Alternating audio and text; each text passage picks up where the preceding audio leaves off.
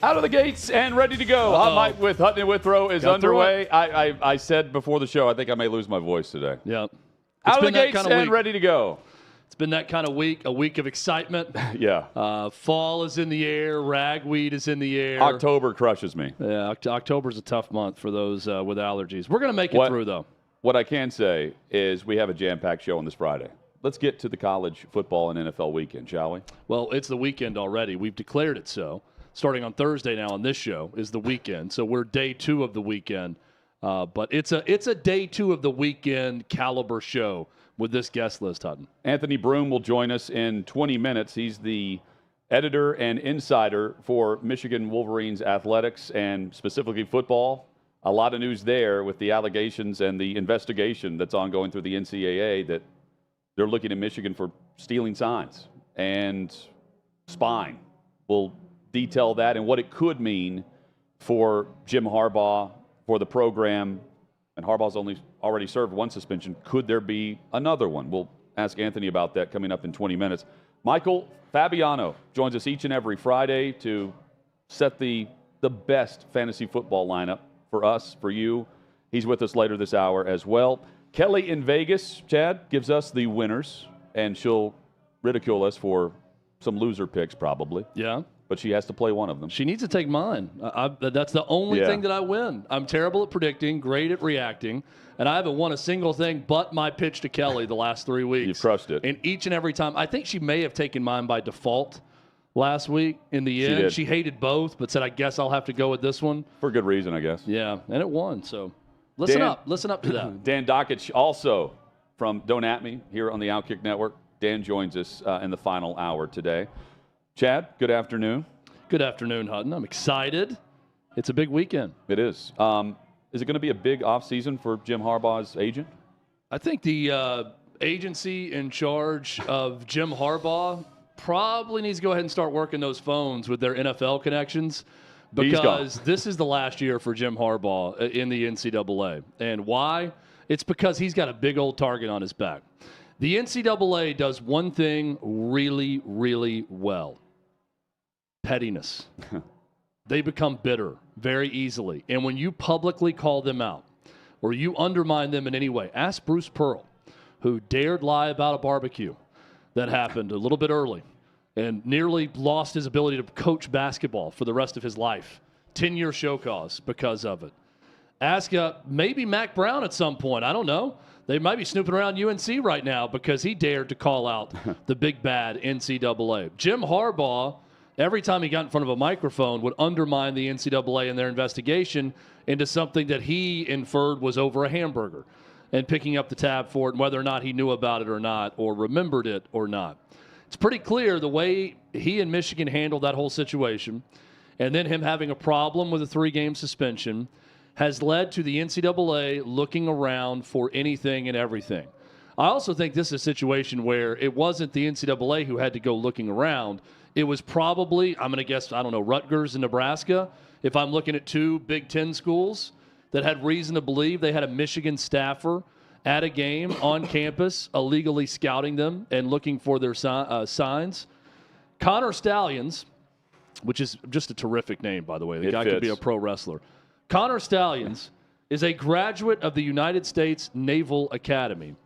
Connor Stalions is the staffer that was hired, and according to his bio, to implement Marine Corps-like tactics of scouting and evaluation within the football program.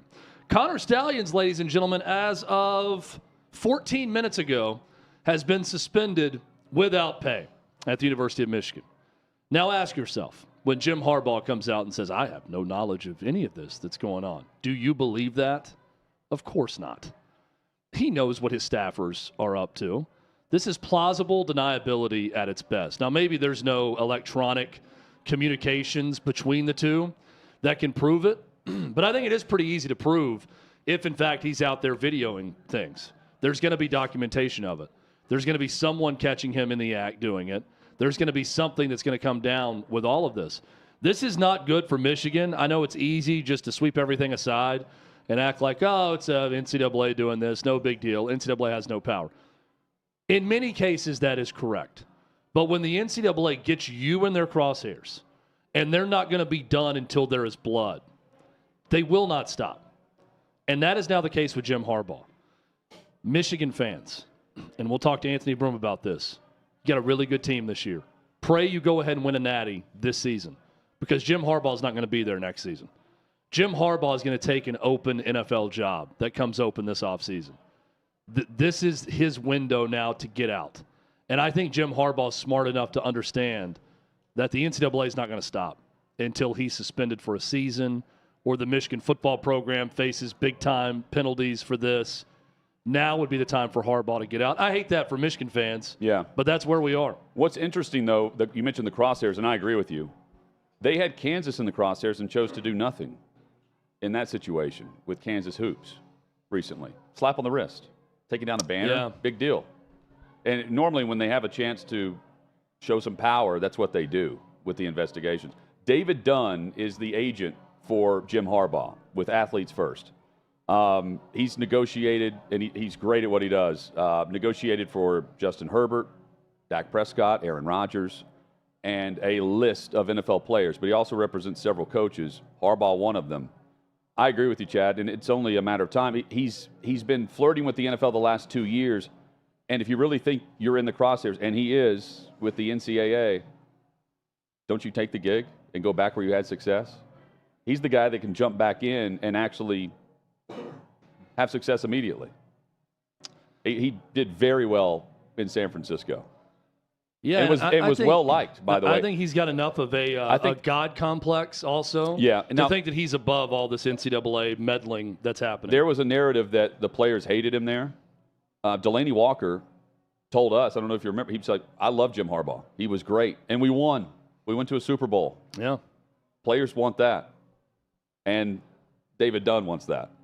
Another coach back in the NFL. Let's also just take a moment to acknowledge and honor the fact that Michigan hired some dude from the United States Naval Academy to do this, to come in and specifically do this.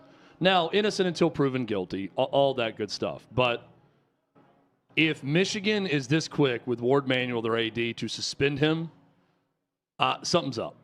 Something's going on here. And I read that bio, and I just think, wow, this is next level.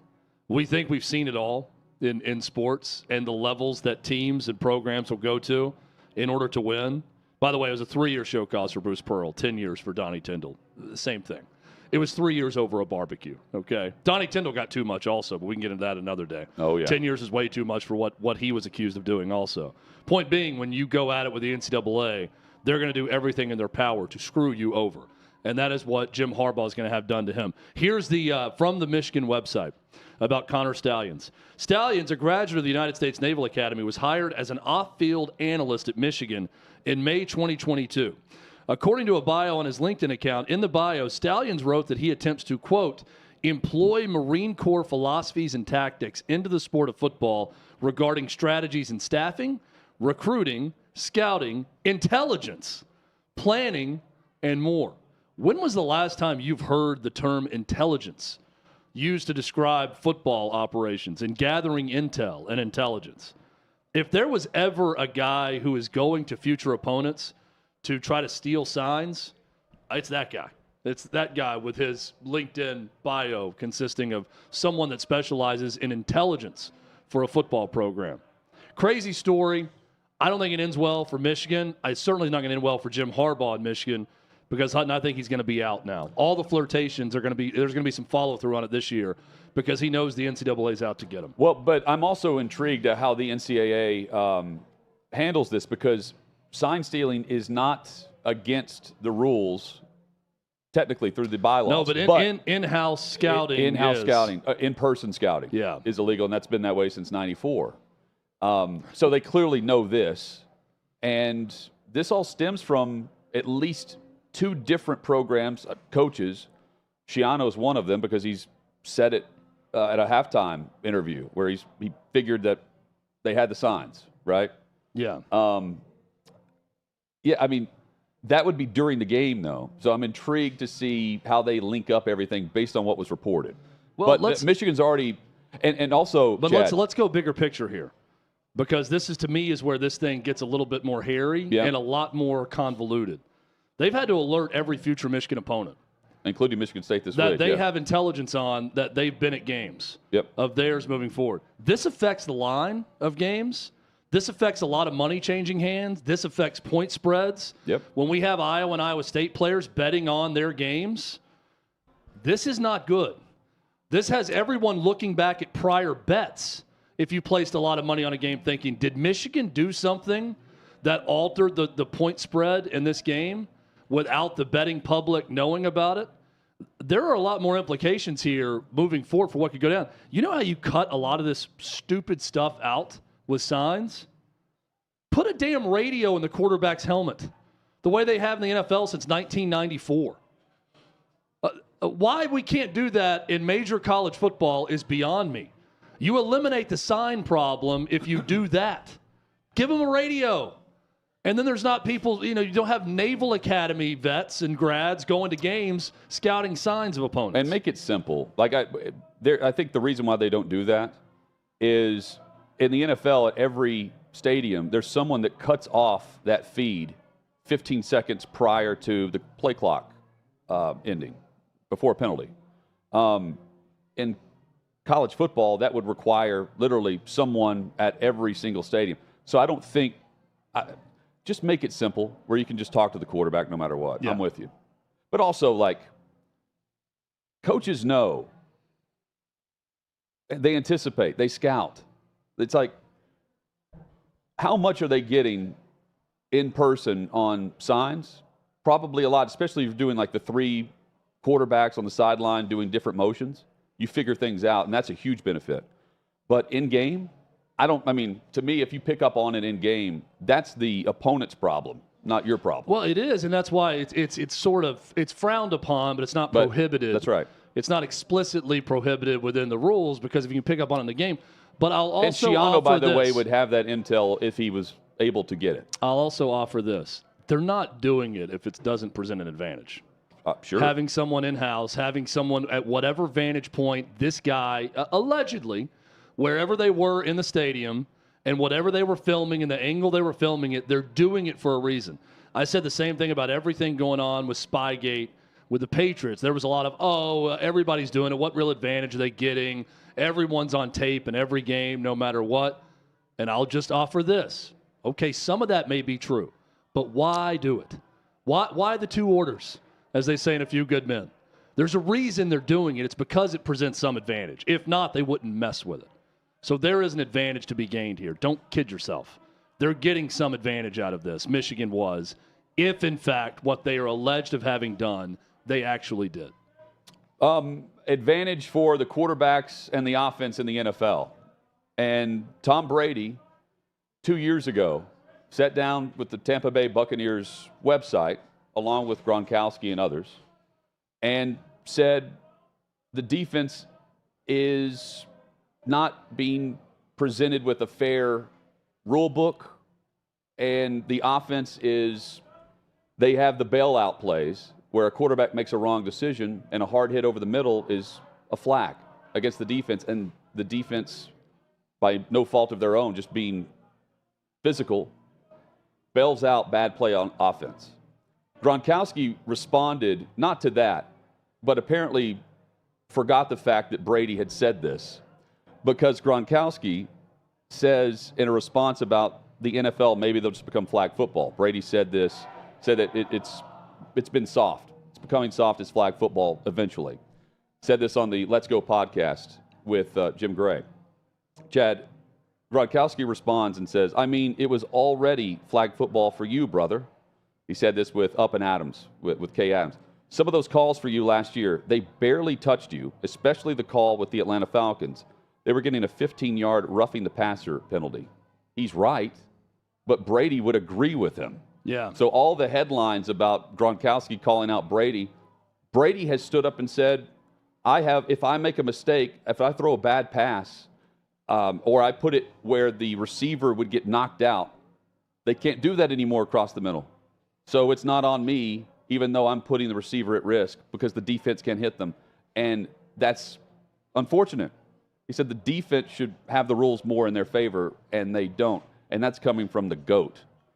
So the headlines about Gronk calling out Brady, Brady would agree with what Gronkowski says instead of the drama that is perceived here. No drama. Yeah, I don't know that there's any drama with it, but absolutely, Brady could probably fire back and say, yeah, I never said it wasn't flag football for me, too. That includes me in all of this. And this has been the direction things have been heading for a while now. And, yeah, Tom Brady was the beneficiary of those rules changes. And this all stems from what I think was 2008 when he had the opening game injury, Bernard Pollard, the Chiefs. Yep. And then a lot of these rules started after that because the Patriots lost Tom Brady for an entire season with that injury. Yep. And I mean, some of that, but also like the owners want to keep the biggest investment on the field. And in this case, the rules are set up not just in the quarterback's favor. I mean, think about the corners.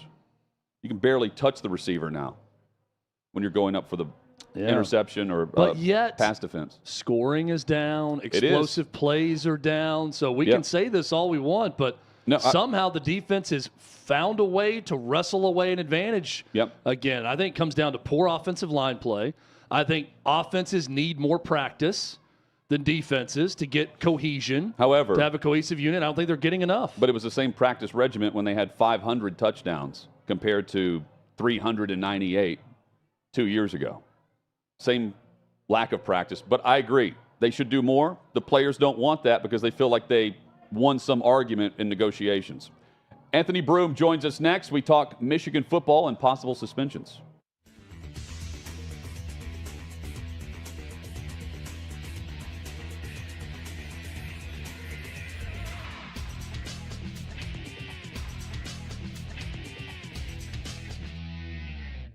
So there is a 26-year-old woman in Australia. Her name is Annie Knight. She is on OnlyFans. So that being said, this shouldn't be so surprising, but please wait for it. Annie is bragging about having slept with 300 people in 1 year. What? 300. That is basically one person a day, but she didn't even space them out to that degree. She admitted to sleeping with 5 people in 1 day. And FYI, I say people because Annie does not discriminate. She sleeps with both men and with women. And the best part is she refers to this promiscuous lifestyle as empowering. Yeah, I'd be empowered to go get checked for STDs, but not much else empowering about this behavior. But this is the mentality that is being developed among women. They are out to prove they can do anything a man can. If you could put me on camera for this, that would be great, because I feel very strongly about this. Women are always out to prove that they can do what a man can, though it's very hypocritical, because if you ask me, because I would bet that if a man did do this and had this type of behavior that he was engaging in, women would be the first people to immediately call him toxic. Now, I would also love to know the family dynamic of Annie, because strong chances are she didn't have a strong male role model growing up, as she would have learned that degeneracy is the ultimate form of self-respect. And again, she's 26. I have no clue if and when she intends to get married, but this is going to be a hard sell for a future husband, or even wife for that matter, since she considers herself bisexual, who has even an ounce of regard for themselves. And let's be honest, Annie, if you slept with 300 people in 1 year, how many in your lifetime? Ouch. Don't do that math. All I can think about is Wilt Chamberlain, because Wilt said he had 10,000 women. I'm like, how do you do the math? If you do that, like, don't do the math. You don't want to do the math because it's disgusting. And you go, okay, I know you're trying to brag with your boys a little bit, but 10,000. Do you think that was real, 10,000? That was like, that's the legend, yeah, right, of Wilt. And it's like, that's almost statistically impossible. I mean, that's just, okay, first of all, you don't have time for a nap. I was going to say, first of all, it's just beyond the idea of, like, that's just gross. Yes, yes, besides all of that. Like, that's one thing. But just, how do you, do you have to schedule appointments, or, like, do you literally just have to, like, go onto the street and be like, hey, you, come with me? I've got a 6 o'clock, we got to get this in. Because otherwise, I just don't even see how, like, because apparently, Annie says she goes on dating apps and finds a lot of her people. Oh, boy. So, like, I guess you just have to, like, learn how to build up a schedule in a way like that. Well, my question for Annie is, why do you announce this? Like, why is this just for the OnlyFans? Is this does she think this is going to make her more profitable in that space by bragging about this? Because if it's true, you nailed it in your postscript, if you will.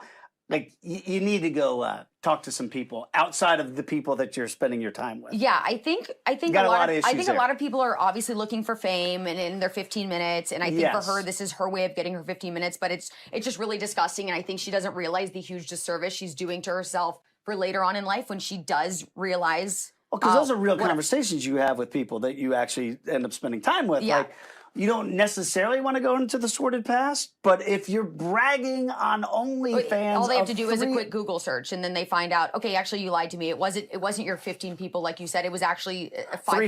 315 in 1 year. Okay.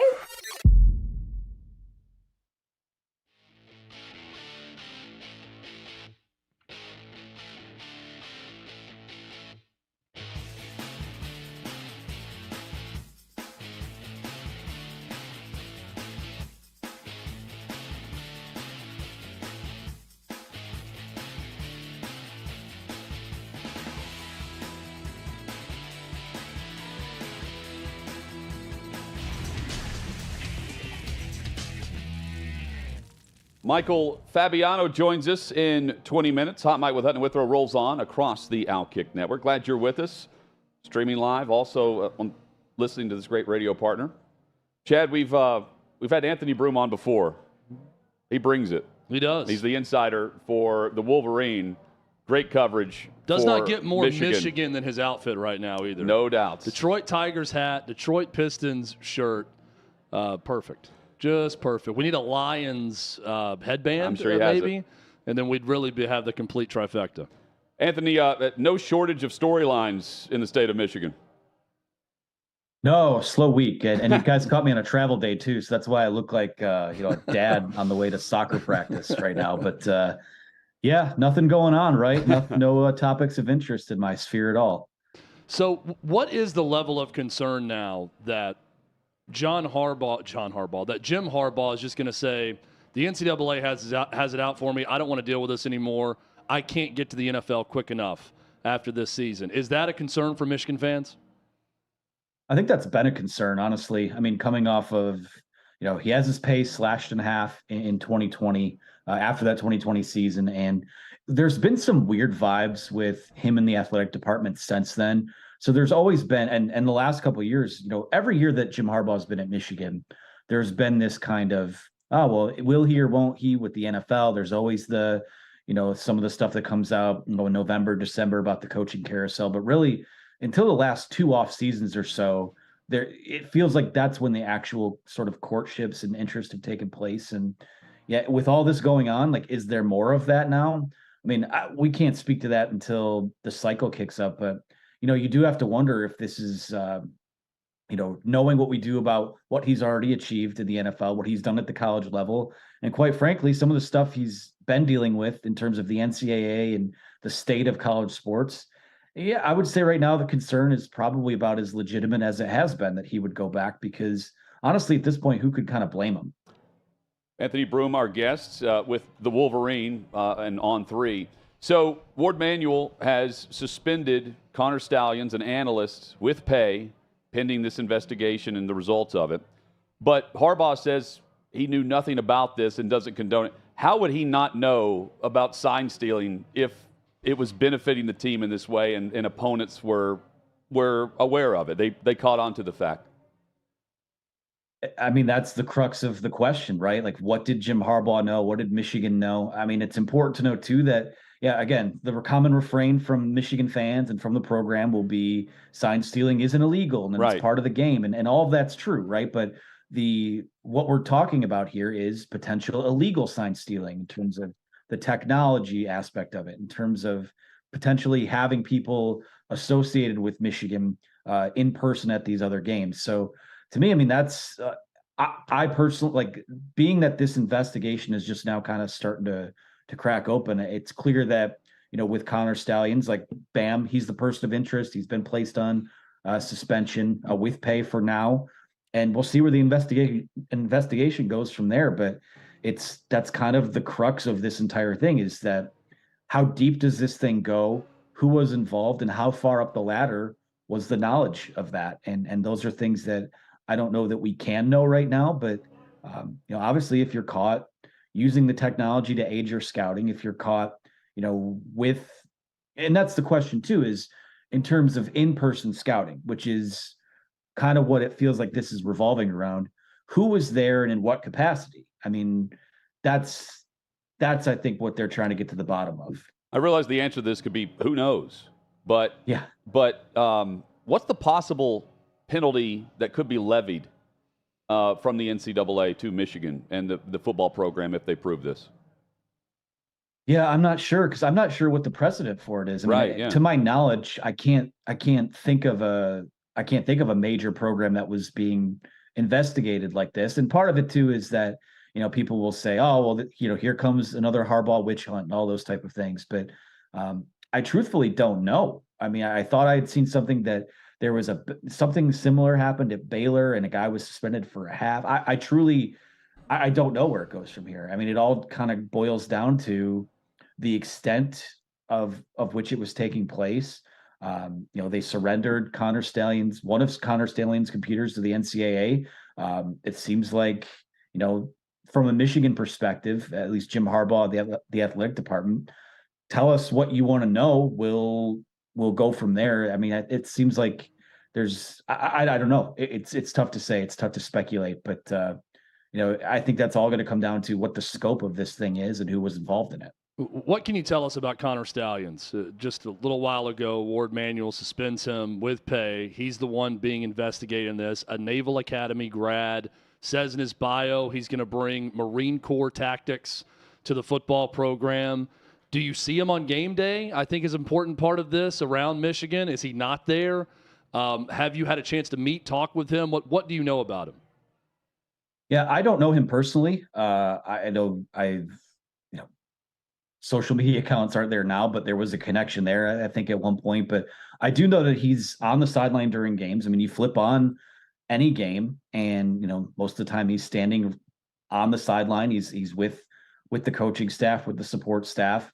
He's been with the program, I want to say, since 2015 or 2016 as kind of a volunteer assistant. And then, over the last few years, that role has become a little more prominent. But personally, I don't know much about him. I know that, over the summer, he was a little more involved in, NIL education on the recruiting trail. He was part of that recruiting, I shouldn't say was, he is still with the program, part of that support staff on the recruiting trail. Obviously, someone that has some sort of role in terms of game planning and data collection from a football side of things. But other than that, I don't know him personally. And I know that, with the question of who is, the alleged offense of having people in person at other games, it's not Connor Stalions, because he's there every single week. And we have photographer friends on the field that see him every single week. I don't when it comes to that part of this investigation, I can pretty safely say that he has been on campus on game days. So we're trying to connect the dots here and put everything together. Is it safe to assume that Rutgers is a part of this when you look at the halftime interview with Greg Schiano and him alluding to something else going on with the game, that maybe Rutgers caught someone at a previous game leading up to that, or something happened? What do you know about that, and what do you think when you see that interview?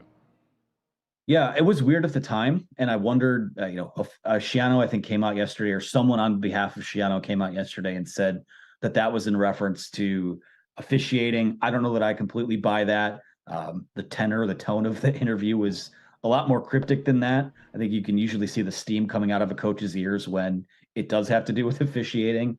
Again, and not to throw a grenade to the other side of the state line, but I think that their neighbors to the south may also have a gripe in this. I think that a lot of the bluster, a lot of the comments from the last few years, I think you can kind of put two and two together that maybe there's some Ohio State sour grapes there. Again, I'm just completely speculating on that front, but yeah, I mean, the fact that they've taken the step to warn Michigan's future opponents. Apparently, 2 opponents have caught wind of it, and that's kind of a big part of this investigation too. So, yeah, I don't. It's tough to say where it came from, but certainly, I think that Rutgers and Schiano is possible. And there is that tie with him to Ohio State as well. So I don't know if maybe those conversations have been had. I'm sure they have.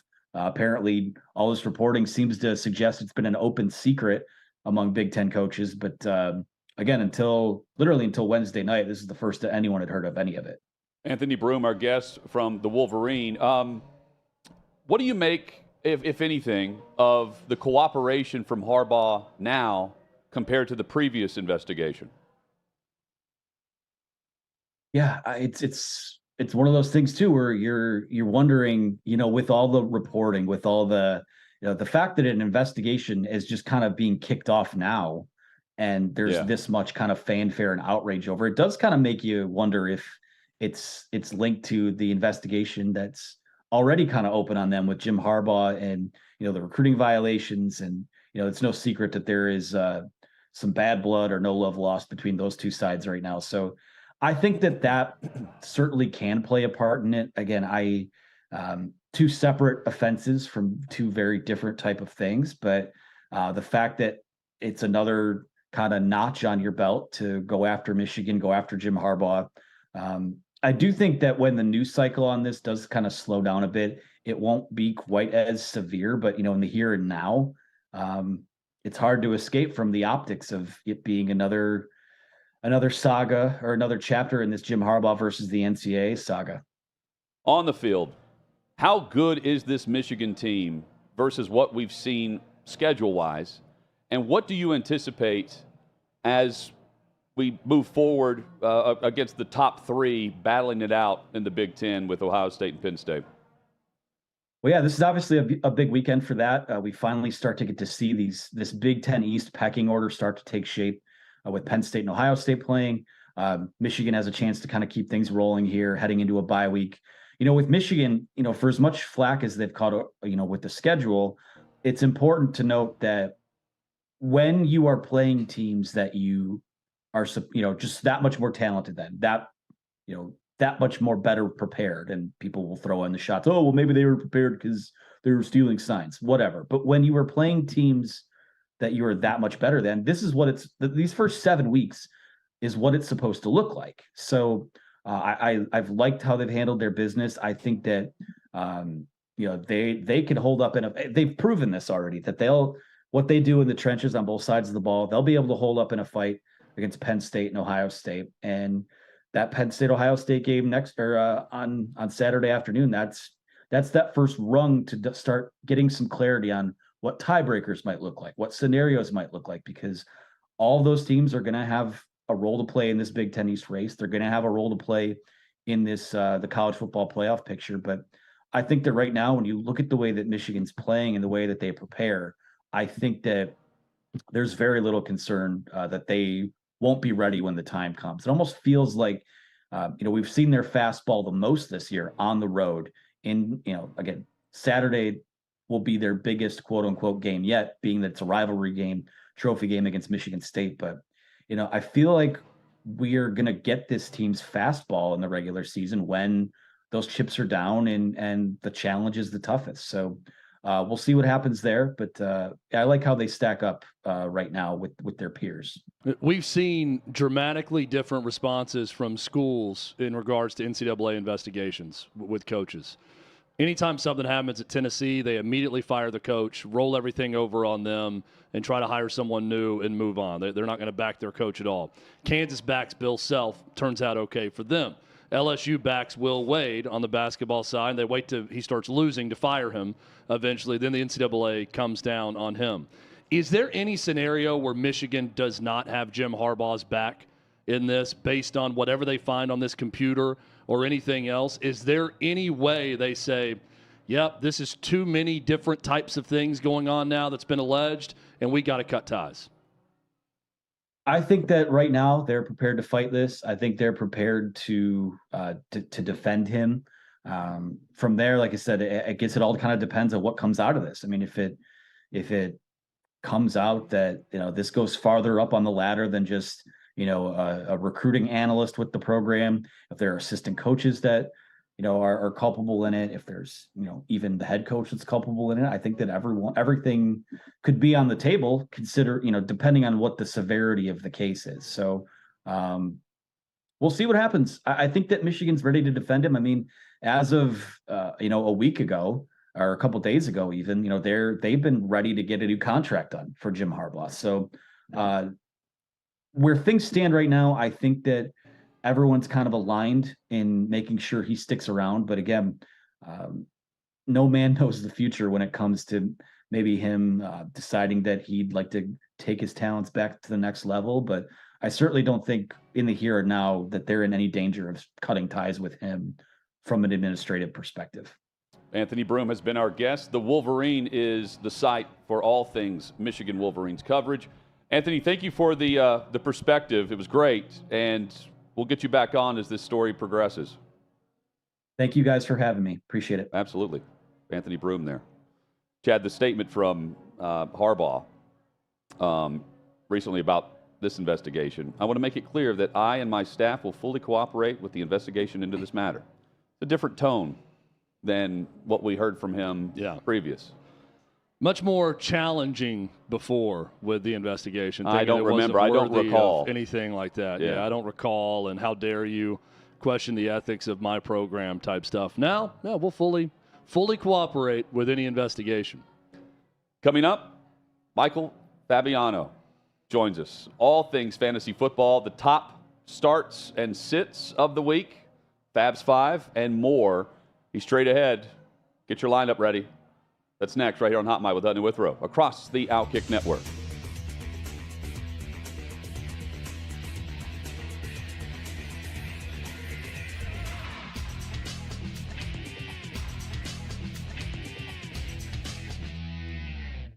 I'm here at the Big Machine Music City Grand Prix, but that's not the only big race that's on people's minds. Let's go talk about it. There's no way Biden can win again. There's just no way. Even the people that voted for him because they didn't like Trump, now at least have to see senile, not all there. Probably won't be alive for 4 more years. Are you a Trump guy? Or are you a DeSantis guy? Or someone else? I don't like any of them. Who's your dream candidate? Who would you want to run? Myself. I think the best candidates probably are smart enough not to run. I just hope there's somebody that's young enough to care about the country instead of their politics. My fear is they get Gavin Newsom from California. And I think it would be the new cool vote for the younger people, and that's what I don't like. Who do you think on the Republican side would be able to take on Gavin Newsom? Great question. As a Republican registered, I love what Trump's body of work did, but they're just out to get him and destroy him, and we won't get things done, which is crappy for me to say. I thought DeSantis was going to be the guy. Trump only has 4 years left. He cannot fix everything that just happened in 4 years. And he's going to be battling indictments and all these false stuff for the next 4 years. We won't get anything done. And it'll just be the stalemate in America. That's why I almost don't want him in. But if he is the leading candidate, that's who I'm going to vote for. Is there any Democrat that you would vote for, consider voting for? Absolutely not. What about RFK Jr.? No. Who should our first female president be? Michelle Obama, of course. Okay. Yeah. I'm going to go with Harambe 2024. We have the 2024 presidential race coming up, and I wanted to see who you thought your favorite TV characters would vote for. Homer Simpson, who do you think he would vote for? Donald Trump, all the way. Vito Corleone. Whoa.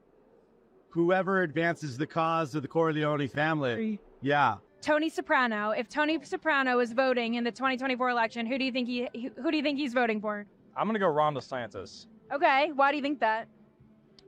Just seems like a Ron DeSantis kind of guy. Is this a meatball joke that you're trying to make right now?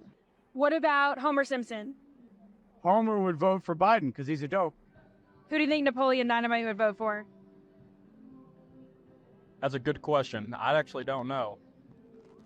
There's a right answer here. He's voting for himself or Pedro. There's a Viking show, I think. Okay. Maybe that's Hulu. I don't know. So in the Viking show, whatever the main character is, who do you think they would vote for in 2024?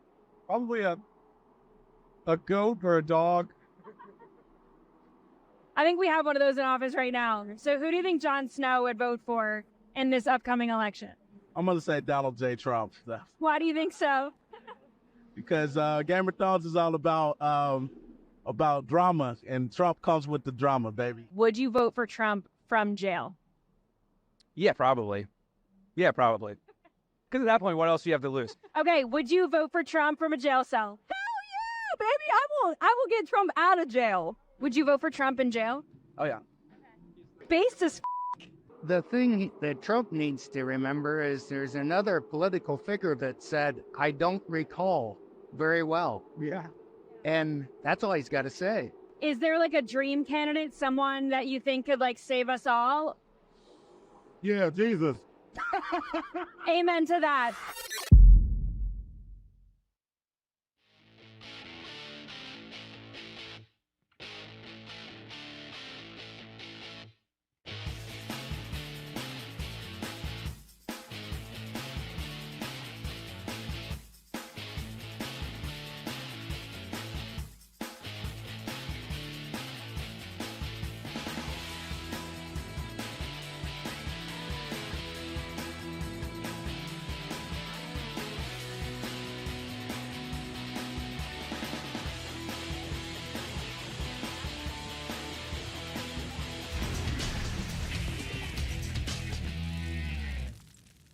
Glad you're with us on this Friday edition. Hot Mike with Hutton Withrow across the OutKick Network. 6th and Peabody, our location with Yeehaw Beer and Old Smoky Moonshine.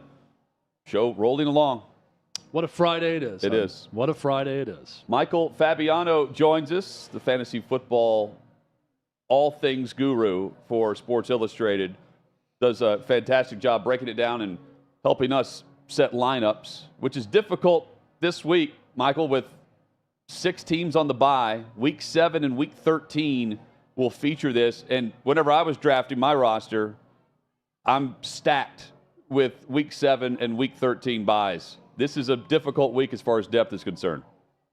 It is. And don't feel bad if you're starting some running backs, especially who may not be the most attractive, because chances are your opponent's doing the same thing. How are the injuries affecting your leagues? Injuries have been bad, right? I mean, even down to like guys like Roschon Johnson, who we were kind of hoping would be back, and now he's not going to play, which means Deontay Foreman's going to be the starter for the Bears. The Rams running back Kyron Williams has been awesome.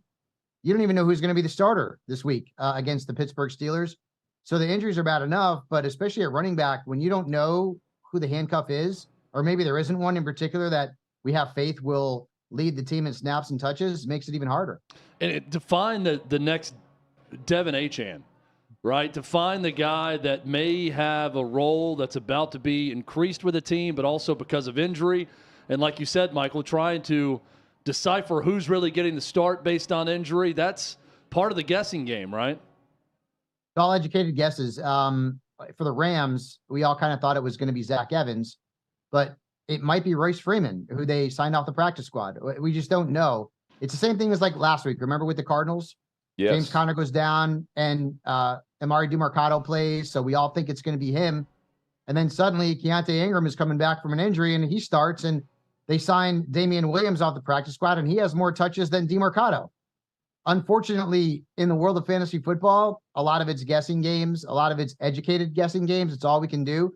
Unfortunately, if we're not in the running backs room in this scenario, or in the coaches meetings, which we're not, we are guessing, and sometimes we guess incorrectly, and that's what happened with the Cardinals backfield last week. So any Rams running back that you may be starting this week, don't expect them to shoulder the majority of the workload, even if you think you've got your finger on it, because oftentimes something different happens. We'll get to your Fabs 5 in just a moment with the starts and sits, but are you playing or considering giving advice to play the quarterbacks, the backups who are now in for a possible couple weeks with some injury situations to the starters? Out of desperation, if you're in a multi-quarterback league, you may have no choice. Gardner Minshew, Tyrod Taylor, for example. I'm having to play Minshew. It's rough. Yeah, and it's a brutal matchup against the Browns. But we're just that desperate, right? Jimmy Garoppolo is not playing this week. I mean, I don't even know who the Raiders quarterback's going to be at this point. Right. Is it Aiden O'Connell? Is it Brian Hoyer? We don't know. In Chicago, you lose Justin Fields, and you got Tyson Bagent. I'm not playing that guy. No. I don't know very much about him, other than the fact that I like the Raiders defense a heck of a lot more, because that's the quarterback for the Bears this week. and I'm downgrading their pass catching options. So is it correct that I'm in the best of a awful situation with Minshew versus other options? I had Rodgers, then I had Anthony Richardson, and I'm down to Minshew and Desmond Ridder on my roster. If you've got Ridder on your roster, I probably would go with Ridder over Minshew, but I'd probably go with Taylor, if he's available on the waiver wire, over both of them against the Commanders. Not a good defense at all. Michael Fabiano with us on Hot Mic with Etna Withrow across the OutKick Network. All right, let's get to Fab's 5, the stardom and sit-ems. Let's start with Brock Purdy. Yeah, last week I did not like the matchup against Cleveland. I said sit him. He had a bad game, his worst game of his career. But now Minnesota, I mean, this is a great matchup against the Vikings. Their defense has allowed 11 touchdowns and the 9th most points to quarterback. So Purdy's a good play. Brian Robinson, who did nothing on the ground last week, but scored a touchdown through the air, still didn't have a great stat line. I do like him against the Giants this week. Their defense, 13 plus points allowed to 6 different running backs. So Brian Robinson should be in your lineup. Jerome Ford, not exactly a household name, but the starting running back for the Cleveland Browns. Kareem Hunt is questionable. Hopefully he's going to be able to go. Regardless, this is a good matchup for Ford against the Colts, who've allowed 16 plus fantasy points to running backs 4 times this year. I like Tyler Lockett. Just keep tabs on his status. He bounced on the injury report a little bit this week, but he has owned the Arizona Cardinals during his career.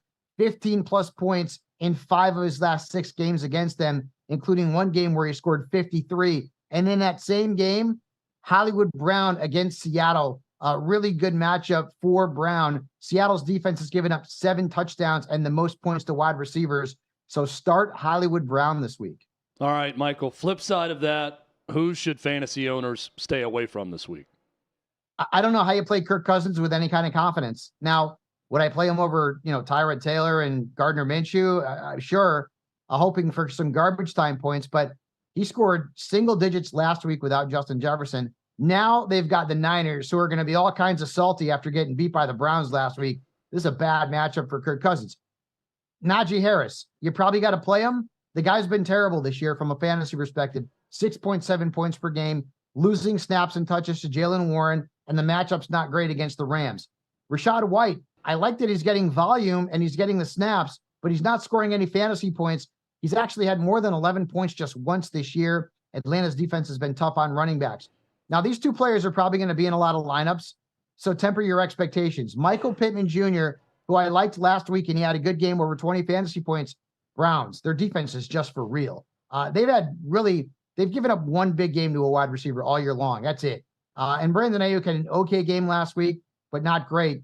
And then Jerry Jeudy, who's been in the news more about his whole thing with Steve Smith Sr. than he has about what he's not doing on the football field. Tough matchup against the Packers this week. I would avoid Jerry Jeudy. Now, if Jair Alexander doesn't play for the Packers, that makes Jeudy a little more attractive. Otherwise, he's a fade for me. Yeah, he's been very busy. Jerry Jeudy has, proving Steve Smith right at every turn about him. That's for sure. A ton of viewer submissions coming in, so I'm going to roll through some of these with you, Michael, if you will. Alan on the YouTube chat wants to ask about Raheem Mostert's outlook the rest of the way, even when Devin Achane comes back. I would try to trade Mostert now because his value is ridiculously high. So Jeff Wilson Jr. is close to coming back. At some point, Achane will be back. Does that mean that that's going to be a 3-headed backfield monster? I mean, maybe not, but Jeff Wilson is a pretty good back too. I think right now Mostert's value is as high as it's ever been in his career. He's one of the top running backs in fantasy football. If you can find another team who will trade for him and you can get back a high-level player, like I'm talking about Stephon Diggs, I'm talking about a Mark Andrews, and even Mark Andrews isn't worth Raheem Mostert straight up. Somebody who's an elite player at another position, if having Mostert is a luxury and not a need, I would not be adverse to trading him. Another viewer submission, half PPR. Do you start Matthew Stafford or Jordan Love? Jordan Love. And I know the matchup that he had against the Raiders seemed favorable, and he just absolutely bombed. That was before the bye. They've had 2 weeks to get ready for arguably the worst defense in the league in a long time in the Broncos. I do like Jordan Love to bounce back this week. I love that because I have to start Jordan Love because Dak Prescott has a bye this week on my team. So yeah, I'm starting Jordan Love too because I have Justin Fields, and I don't know how long he's going to be out, but it's not good. Here comes from John M. A defense question for you: Browns defense or Raiders defense? I like them both. I'm going Browns. The Browns defense is one of the best, probably top 3 in the league. The Raiders, though, are a really good play against the inexperienced Bears quarterback. But I like the Browns better. They're playing a backup in Gardner Minshew. I know he's a good backup, but still a backup. Very close call, but I'm going with the Browns. How much do you invest in possible trades? Reports are that the Packers, the Chiefs, the Colts, and there's another team I think involved here, the Panthers.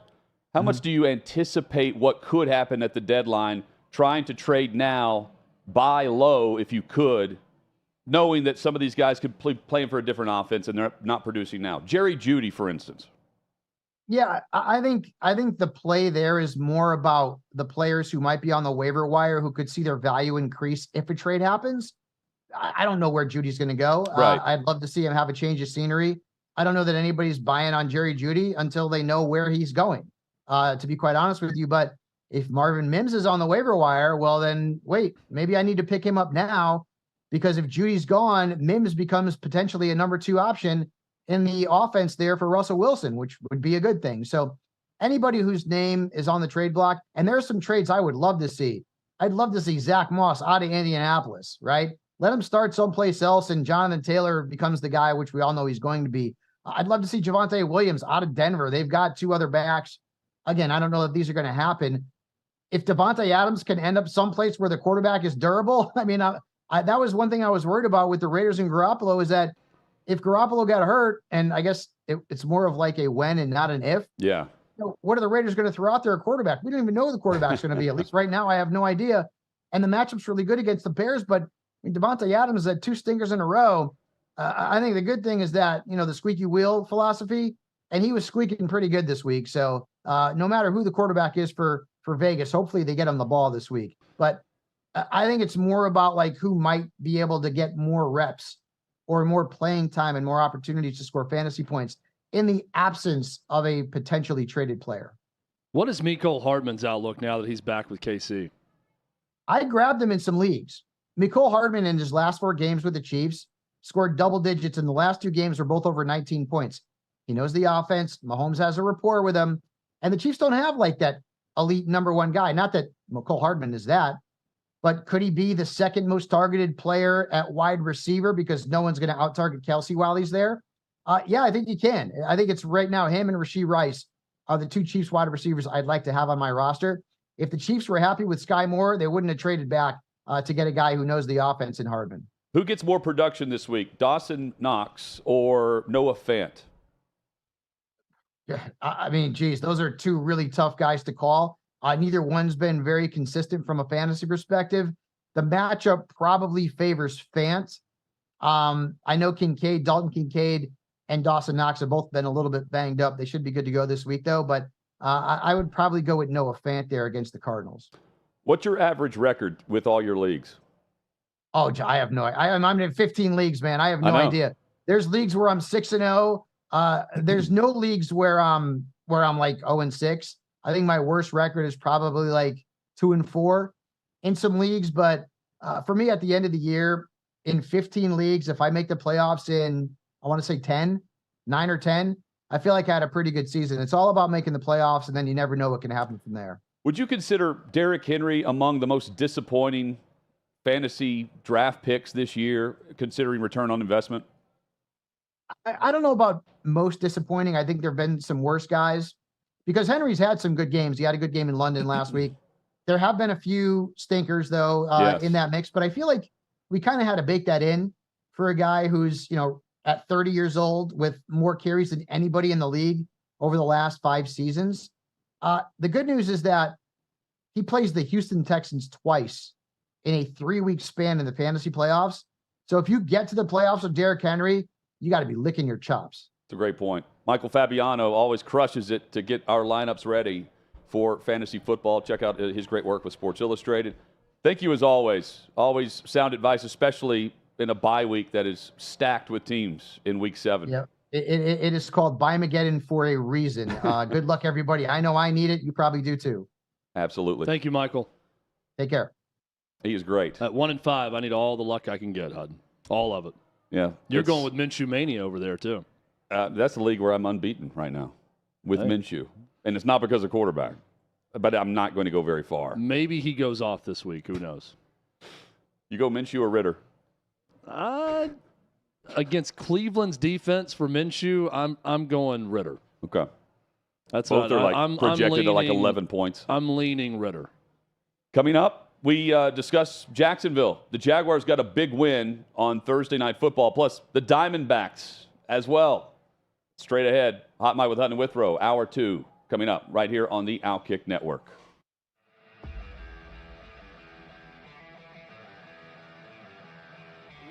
Welcome into OutKick the show. I am Clay Travis, your fearless leader. I am going to continue to argue that sports is one of the great unifying forces in all of American life. ESPN is a sinking ship. Democrats are now the party of the white, woke college graduate.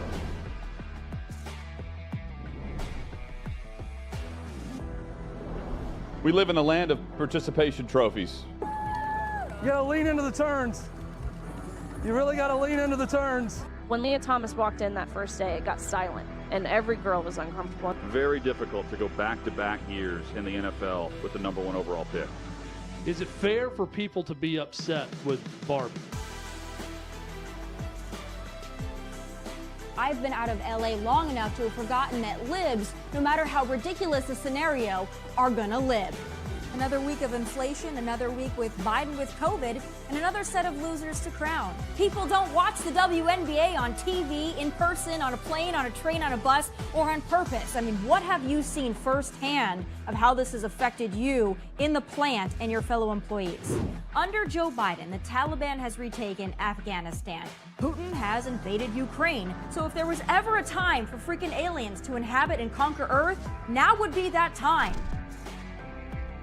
We've seen coaches throw water bottles. We've seen coaches act like idiots. We've seen coaches slap other coaches. But I think if you're involved in carjacking, you're inherently a rotten human being. The level of stupid that sometimes gets on our YouTube chat just gives me a headache. You're born a male, play with males. You're born a female, play with females. Don't at me about it.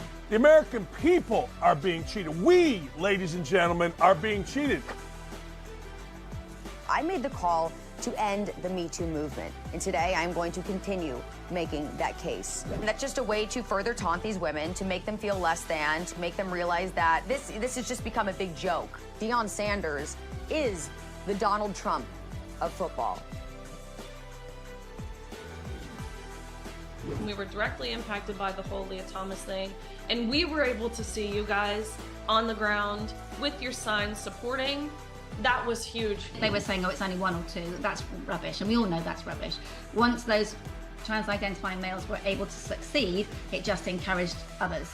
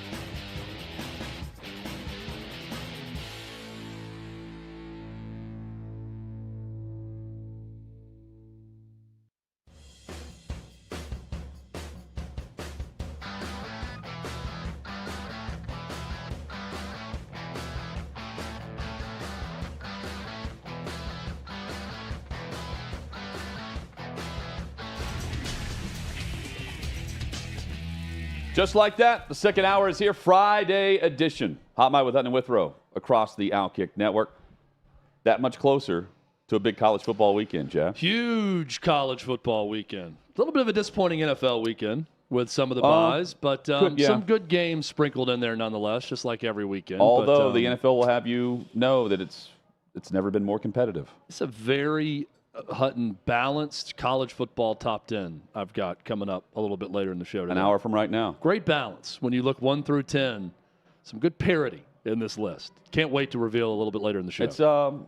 It's kind of like we've seen throughout college football. The parity this year is evident this week on Chad's top 10, which I have not seen. I'm eager to see the top 5 especially. But some will tell you, some will tell you all this stuff, the worst thing to ever happen to the sport. Others will tell you it's the best thing to ever happen to the sport with transfer portal and everything else. The truth oftentimes lies somewhere in the middle. How about the Diamondbacks in the NLCS? This Trying is to what make we it a need. series. Yes. We don't need the sweeps and the dominant. I mean, we've got great play from the Phillies. I'm not trying to knock that, but I want to be invested in a moment. And Diamondbacks walk off the Phillies and show some life in the NLCS. Meanwhile, the crowd yesterday, guns after the show was showing. I mean, he's absolutely right. Where the Phillies fans were buying up the seats. It was rough. Yeah. You Crazy. could get seats I saw for like $19 in certain parts of the park. It's the exact opposite of what takes place in Philly. For an NLCS game with a team that no one expected to even make the playoffs coming into the season. Yep. I think when you get a story like that, it's not like, all these complacent Diamondbacks fans with all their history of winning constantly, they just get tired of being in the playoffs, so people don't care as much and demand is down. This was a team that wasn't expected to do much of anything. They're a year, as Kurt Schilling told us, a year ahead of schedule. Kind of like the Orioles. No one's buying tickets to the NLCS, which is shocking. Big win for Arizona, walk-off variety, getting back in the series now 2-1. I think the Astros-Rangers, we got a series in that one now. I cannot think of a worse television matchup than the Rangers-Diamondbacks. Oh. If that's the World Series. Do you want to talk about from a just media perspective in Major League Baseball, a cataclysmic event will be the ratings for the Diamondbacks and the Rangers? I bet if you polled a lot of sports fans, they couldn't tell you which league either one of those teams are in. They might confuse it. That would be abysmal for television ratings. Game 6, though, coming up between the Astros and Rangers. And the one team they're rooting for that's left, I think, are the Phillies. Yeah. In terms of a TV draw with the star power and the market and the you want Houston, fan base Philadelphia. that's hungry. I think Philly's the one that they, television networks would be rooting for. I don't think anybody's rooting for Diamondbacks Rangers on the TV side. Two things I'm thinking of. Number one, with Houston, Chad, they win again on the road, right? Versus winning at home. They don't win at home this year. It's crazy. Number two, the Max Scherzer decision to start him after 36 days off, that came back to give Houston life, ultimately, in that game. Yeah. I mean, it backfired. Yeah. It could have gone the other way, but had Schilling on, and it did not. Like, he was like, it could absolutely give Houston some, a jump start. The other thing that backfired was Creed showing up for the game. Oh, there you go. Things have gone south ever since Scott Stapp. Is that his name or Scott Stamp? Scott Stapp? Stapp. When Scott Stapp showed up, things went south. So there you go. That's what you get for rocking Creed. Blasting Creed all the time. Yeah, for mentioning that to Dave. It's blasphemy. He's hearing that now. The Jaguars got up big, and they were cruising until they weren't. And the Saints nearly came back and won the game at home. But Trevor Lawrence and company, here are the Jaguars at 5-2, and they continue to pile wins, even going back to last season. They've now won 10 of their last 12 games. And, Chad, I said they're a dark horse number 1 seed this season. I think at worst they're looking at like a 3 seed right now, based on their roster, the rest of the AFC South, and the fact that, in the AFC, the quarterback injuries coupled with just the like Mahomes and the Kansas City offense, not as dominant as we've seen. They win games, but I think this Jaguars team can go toe-to-toe with practically anyone right now. Well, Hutton, I look at them now, and the Jags are pretty much exactly where most people predicted them in the preseason to be. Yeah, they've backed it up. At the top of the AFC South, 2 losses right now at this point in the season, looking good, getting on a bit of a roll. And I see that, and I think I'm still not overly impressed with them for whatever reason. It's not like I'm seeing them thinking, man, this is a team that can really win it all. I think that they're where we expected. They have won, though. I mean, that's but the they thing. continue to win. But that's not a bad spot to be in, where you underwhelm, but you just become a winning franchise that always seems to find a way to eke out some close games. They did so again last night after the Saints charged back to tie it. Saints had all sorts of problems in the red zone, punching it in. Got to a 4th and goal, and they brought in the 300-pound defensive tackle to lead block on the play for Taysom Hill and finally got one in. Struggled for the Saints last night, but, man, Jacksonville, again, right where we expected, but still, for whatever reason, not overly impressive to me. And the decision to go with Lawrence didn't come back to bite them. He was playing on the bum knee. But I think that's a sign of a guy trying to be the leader, ascend to the next level. And that's the comparison that we would make to Deshaun Watson, who is saying he can't play because he doesn't want to hurt the team because his shoulder is hurt. And it's a pain tolerance issue. Sounds like he's going to try to give it a go on the road against Indianapolis, and he should. Because when you compare that to what Trevor Lawrence did on a short week, that speaks volumes to a locker room, Chad. It does. No, that's what, look, guys on the offensive linemen, guys on an offense, they want to like the quarterback. They want to follow the quarterback. The inclination is, I want to rally behind this guy, not I automatically don't like this guy who's leading the way. They want to find reasons to get behind you and play for you, and gutting through an injury at times and showing some pain tolerance is one way to get the trust and the love of your offensive line and your teammates. Repeatedly not going out there and letting the backup play when it's a pain tolerance issue is a way to lose the trust of your offense. And I'm not saying that Deshaun Watson has lost the trust of his teammates or any of that. Right. But you gain some of that respect back if he had lost some by going out and playing well. That's what the Browns and that's what Deshaun Watson needs to do more than anything else, is go out and start to earn his contract that he got from Jimmy Haslam and show that he is a franchise guy, not just any franchise quarterback, the franchise quarterback. That's what they're paying him to be.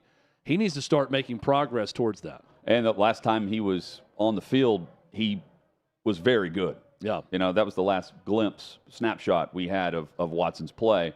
And he did it without, the star running back. So yeah, he looked like he was getting some of it back. Yeah, looked like, yes. Speaking of running backs, star running backs, Saquon Barkley. Trade deadline is in 11 days. And his name has certainly been thrown out there among the trade rumors that could go down. Of course, he's on that one-year contract right now with the New York Giants, a one-win team. And he says he doesn't want to be traded. Said he doesn't want to leave the Giants organization. Obviously, quote, obviously I've been vocal and public about how I feel about this organization and where I want to be. Knowing the business and seeing that side of it, there's a lot of things I can't control. I don't think anybody in their right mind would want to get traded anywhere. It's not an easy thing to do. You've got to move. I have a family. I would love to be here. That from Saquon Barkley. I would absolutely put a call in for Saquon Barkley. Oh, I would too if I'm one of these next teams. level for a playoff contender. Yeah, I mean, he is a difference maker at that position. And if you don't have that at running back and running back / playmaker, and you're a team that you think you can contend for a title, I'm putting in a call about Saquon Barkley. I also totally understand what he's saying. He's been with that organization throughout his career so far. Even if they're losing right now, he's happy where he is. He lives in a certain place. He's okay with it. And he got paid. As he said, no one, really wants to get traded. I would disagree. If you really don't like your organization or you want to go somewhere and contend and you're on a bad team, there are guys who do want to get traded for that reason.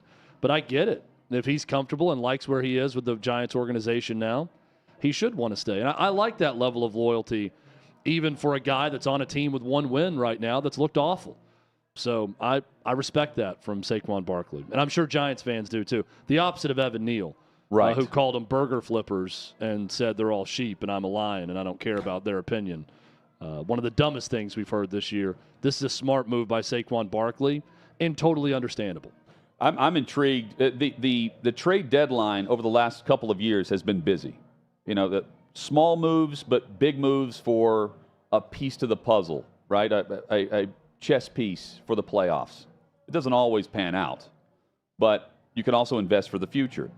ESPN says in a report that the Colts, the Packers, the Panthers, and Chiefs have all called about wide receivers. And pair that with the rumor mill, which is Devontae Adams could be available. Also looking at underutilized players like Hunter Renfrow. And consider, I would throw DeAndre Hopkins that's into one that I would mix. absolutely throw in. Cortland Sutton, Jerry Jeudy. But Hopkins is intriguing because the Titans, Chad, you mentioned it yesterday, among the most boring to watch this season. And he's the lone receiver that puts up anything. But he wanted to go to a playoff contender. He wanted to win. He's not winning. And a team could get him now on a contract that is voidable. You can bounce after this season and have relatively no penalty. There will be a small cap issue, but not much. Or you could re-sign him and restructure and save the cap space there on the dead money. And Hopkins can be very good because he's been good and he's lived up to expectation with the Titans this year. Just not finding the end zone. It's a guy who's found the end zone over the course of his career. The entire offense is. He's yet to find the end zone as a Titan, so that's they been love 16 points a game, Chad. Right. That's been disappointing. But he's been good. Yeah. He's been steady, just no touchdowns. I think he's maybe the most intriguing one in terms of veteran receiver option you could trade for a contending team right now. And I'll ask this of the Titans. Who are the Titans better than in the AFC right now? New England? I would say yes. It's hard to say right now. I mean, they're one of the three worst teams in the AFC, just by what we've seen so far. Yes. So you're a seller. I don't see any other way around it. I mean, you got to start. You got a quarterback who's got a similar ankle injury to a year ago that derailed your season. Even when he's playing, you're not scoring enough points. And it was inevitable he was going to get hurt. Your offensive line is bad. Awful. Your defense has been disappointing. Yes. That should be your strength, your defensive line. Jeffrey Simmons is good at starting fights and getting penalties. I don't know that he's an elite player at his position right now. Kevin Byard's been a disappointment since you asked him to take a pay cut this offseason. I mean, if you're not selling now, when? Would be my question for the Tennessee Titans. I don't get it if they're not active at the trade deadline trying to get rid of some guys and start to build for the future. And part of that building for the future is seeing what you have with Will Levis. Yes. Even behind a bad offensive line. So Titans, to me, are not in a very confusing spot right now. It's pretty simple. Trade, away assets, see what you have in Will Levis, and see if you can competitively rebuild this team back quickly to where you're not out of contention in the AFC South for very long. That would be the goal if I'm the Titans. And I think it's Vrabel that makes the call. I do. Now, Amy Adams-Strunk, the owner, could have the fire sale. She fired John Robinson in early December last year, and that was essentially waving the white flag on the season and playoff hopes. That was the message to the locker room. If she wants to do that fire sale, she could, but you're not going to get much in return. Like, there's this idea that all their players are going to have like a second-round return, and they're just not going to get that. And the question is, what do they want in return for a guy like Henry or Hopkins? Yeah. And if they want to trade, you also have to have a team, especially with Henry, that wants to invest in the running back position at high dollar, and that's tough to find. So he may just be a free agent. At least at a rental, type situation. Detroit comes to mind on that with Montgomery injured, right? And he was vital. What does that do to Detroit's offense too? And they were very good running the football. Yeah. Chad, Art Briles, a judge dismissed the Title IX suit against the ex-Baylor head coach in that testimony where he spoke about this, and he said that he was a scapegoat for Baylor. Said he did not know of allegations in 2014, and he testified yesterday, I believe, about the domestic violence allegations there. Now, I mean, this has been, 7 years going back and forth? Yeah. A judge dismissed it. I mean, how many jobs has he gotten where he takes a job and then right when people find out about it, there's calls for his head? So there's high school. And everyone else. And then he has to lose the job. There was working for Hugh Jackson. Yes, right, wherever he was, too. Was it Grambling? Yeah, Grambling. Yeah, Grambling. At Grambling, he got a job there at one point, and they had to call for that. He's showing up on the Oklahoma sideline. Showing the Oklahoma sideline, and son-in-law. guess what his son-in-law said? Yeah, he's the family. grandfather to my kid. So that's where he was, and that's where he'll continue to be. It's so hard in today's day and age to understand when someone who's been canceled can come back. And that's where our Briles is. His name is poison in college sports right now. And I don't know that that's altogether fair based on what this judge is saying and everything else. And I don't know if there's a level or amount of years that he can sit out and then come back and eventually, he's paid his dues or he served his time to come back. I don't know, but it's a fascinating case study to see if someone can be uncancelable, canceled and then come back in college sports with these type of allegations that at least one judge is saying there's no merits or grounds to him being liable for any of this that happened at Baylor. So does that change the outlook for him moving forward? I doubt it, unfortunately, for Art Briles. Judge Robert Pittman said that no jury could reasonably conclude that the defendants were grossly negligent based on the evidence presented at trial. Coming up, dumpster fire of the week.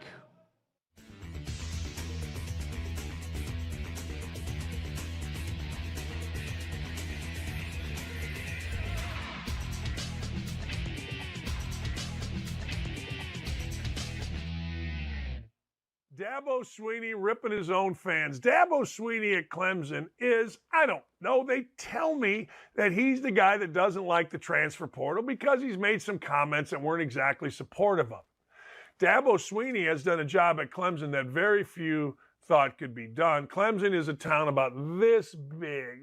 Well, I better do this, not that, because that's like a white power sign idiots say.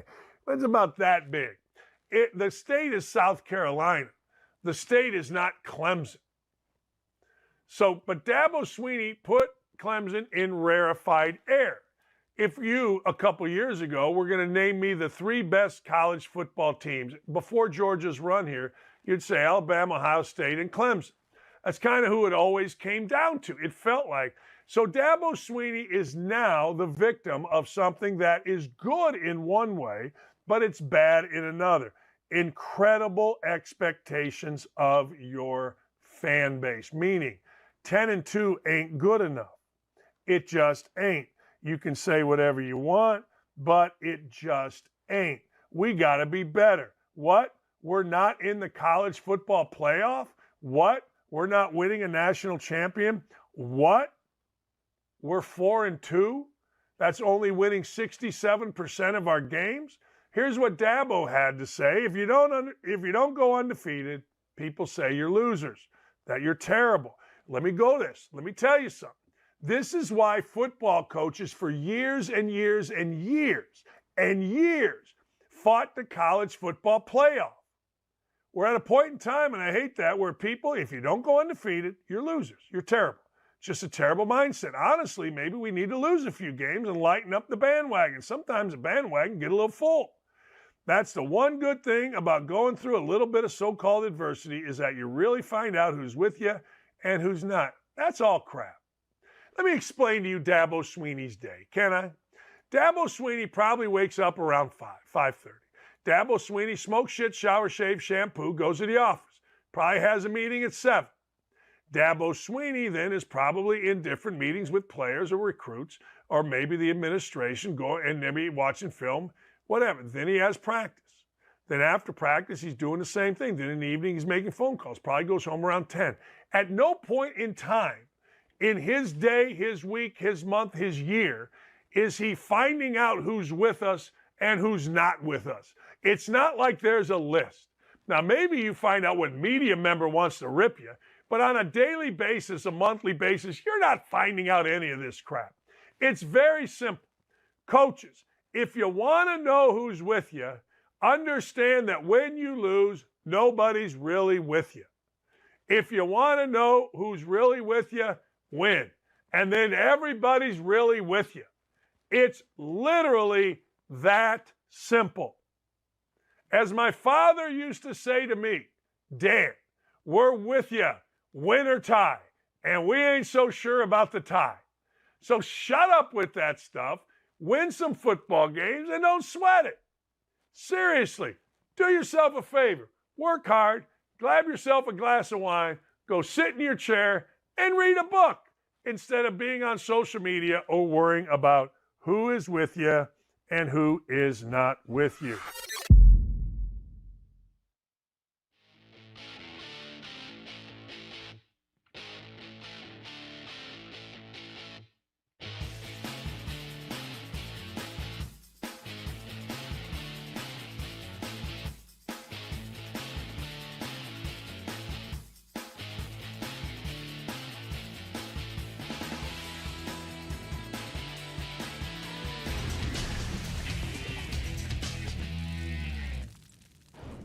Sixth and Peabody, our location, with Yeehaw Beer and Old Smoky Moonshine. Glad you're with us. Hot Mike with Hunt and Wither on this Friday edition. Coming up in 20 minutes, Kelly in Vegas joins us. Oh, yes. Kelly's got some picks for us. Oh, yeah. Plenty of college football winners. And she gives us the parlay of the week, too, reluctantly. Yeah, she hates she parlays. hates to do it. We're the suckers that love it. I love every week when we get Kelly's picks of her games. She always has like a crying or vomit emoji next to one of the picks. And you know that's the one she's most reluctant to say on air and that she feels the worst about. We can just let everybody guess which one it is this week. Yeah. Hud and I know which one. Maybe we'll reveal afterward which one gets the crying/vomit emoji from Kelly. Check out The Fade with Kelly in Vegas and Clay Travis. It's right now at OutKick.com. Chad, so NFL Plus, which the league would love to find a media partner to pair with their online presence, their streaming presence. They've done a really nice job of pairing. You've got the on game day access through NFL Plus to all the games and with Red Zone. And on top of that, they're going to start adding some alternate broadcasts and game broadcasts that will include more analytics, advanced metrics, stats. I assume this will look very similar where, like the national championship game, you can go to like ESPNU, for instance, and see more of the stats and probabilities for that one game. They're just rolling it out where it looks more like a Madden game with how the players are highlighted and probability of run pass versus matchups on formations. It's very intriguing.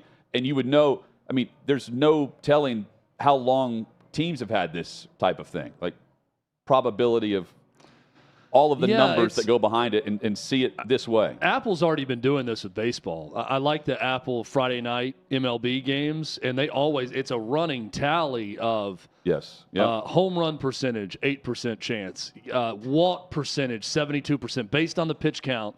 If it's 0-2, 71% chance of a strikeout. It constantly changes. Whatever algorithm is going on, whatever metric is, they give you the percentage chance of a likely outcome for the batter throughout the games on Apple TV, which is pretty cool, and it doesn't really distract from it at all. You know, when the pitch clock came in, early in the year, I was watching that pitch clock over and over again to get used to it, and then after a month, I forgot about it because everyone was just playing within the pitch clock. You don't even think about it anymore when you're watching a baseball game. I think some advancements like this to football television, eventually like everything else, like the first down line being visible in a game, you forget about it. It's just been there for so long that you don't see it, or you don't.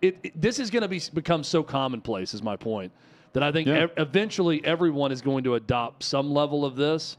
I think some of it's overkill. I think some of it's pretty cool. I don't know that I need a cryon over the head of every player on offense with their stats while they're moving around and playing the game at all times. Yeah, I mean, I pay for NFL Plus for one thing, Red Zone. Yeah. That's all I watch on it. That's all I've used it for since buying a subscription to it. I don't know that I need this from NFL Plus, but I do think it's a worthwhile experiment to show some of this. And I love NFL Plus because you can go back and watch condensed games from the previous week, and you could go back even several years, like 2012, I think you can go back to and watch. Can I do that games with a basic subscription? I don't know. Mine just rolls over, and it's like having a Netflix account. I mean, I'm they paying raised the price. like yeah, $8 or Probably. $9 a month, $10, whatever it is for NFL Plus. Yeah, and you can watch a game in 20 minutes. I'm trying to do it just through football season to watch Red Zone, but we'll see if that works. I mean, I kind of like see if this I remember concept. to unsubscribe. At some point, though, there's just too much stuff on the screen, and I may sound old saying that, but like, I just want ball. I don't need at some point, there's more things on the screen that I'm watching instead of the game. Yeah. And if I flip over and see that, like, do I? It's Romo would do this. He's going to tell you what's coming based on what he hears in the cadence and what the quarterback is saying, and fans hated that.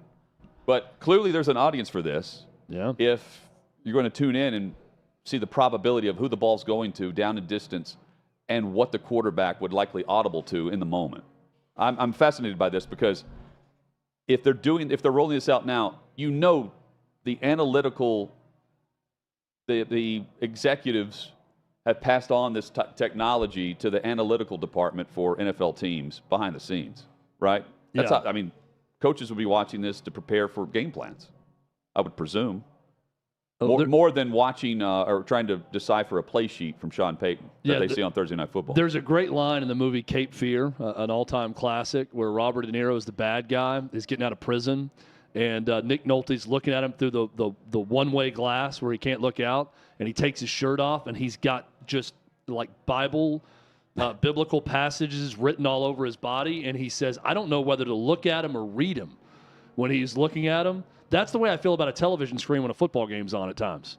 If you put too much on there, I don't know whether to look at this or read it as the game is going on. I'm with you, Hutton. Just show us football. Just put the game on there. Do a really good job producing the games and show us the action and show us the replay and give us as many angles as possible of what's happening with timely replays.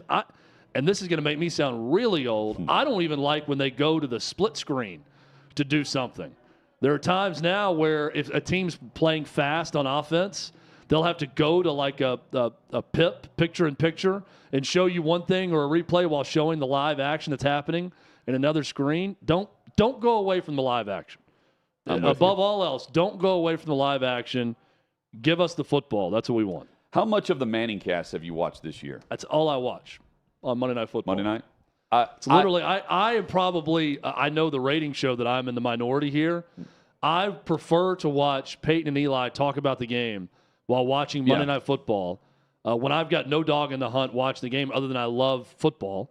I'd rather watch them talk about it and discuss it and watch the game that way than watch the actual broadcast. That's how I watched Jets-Bills early in the season. Now, I wouldn't want to do it more than just that. I'm watching a lot of football over the weekend. Yeah, just that I don't one. know that I'd want to do another game that way or want a traditional broadcast to go that way. But for the one-off when they do it, which isn't every week, by the way, I think that makes it even better that it's not every week. When they're doing the Manningcast, I'm watching Monday Night Football that way. That is my option every time. I love how Peyton and Eli are self-aware enough. They either admit and they know what they don't know about the show, right, and what they should or should not be doing. But knowing that less guests was more. Yeah. And the conversation between the two, they've reduced it. But they have the guest on longer, which is good. Yes, 2 guests now per broadcast instead of 3. And it just allows more conversation about the game between the two brothers instead of having the guest on and having to work the guest into the conversation and the overlap. It's a no-brainer, but it's a slight adjustment that they clearly discussed and wanted to improve because it's more of Eli ripping on Peyton than having to work in, and I like the chat with like Tracy Morgan, but having to work in Tracy Morgan in the middle of the third quarter. You know? Yeah. So the guests that I remember seeing so far this year, Will Ferrell was really good with the Seahawks game and his relationship with Pete Carroll and talking about that. Jimmy Kimmel was funny when he was on. That was the Raiders-Packers because he's from Vegas. That was their game. You hit on something, Hutton. The Mannings have mastered the self-deprecating humor about each other. They will go after each other, and then they'll make fun of themselves also. And when they get made fun of, they handle it so well and just lean into the joke They are masters of that comedically. I've heard multiple people in interviews talk about Peyton Manning hosting SNL and cast members saying, this dude could have been a comedian.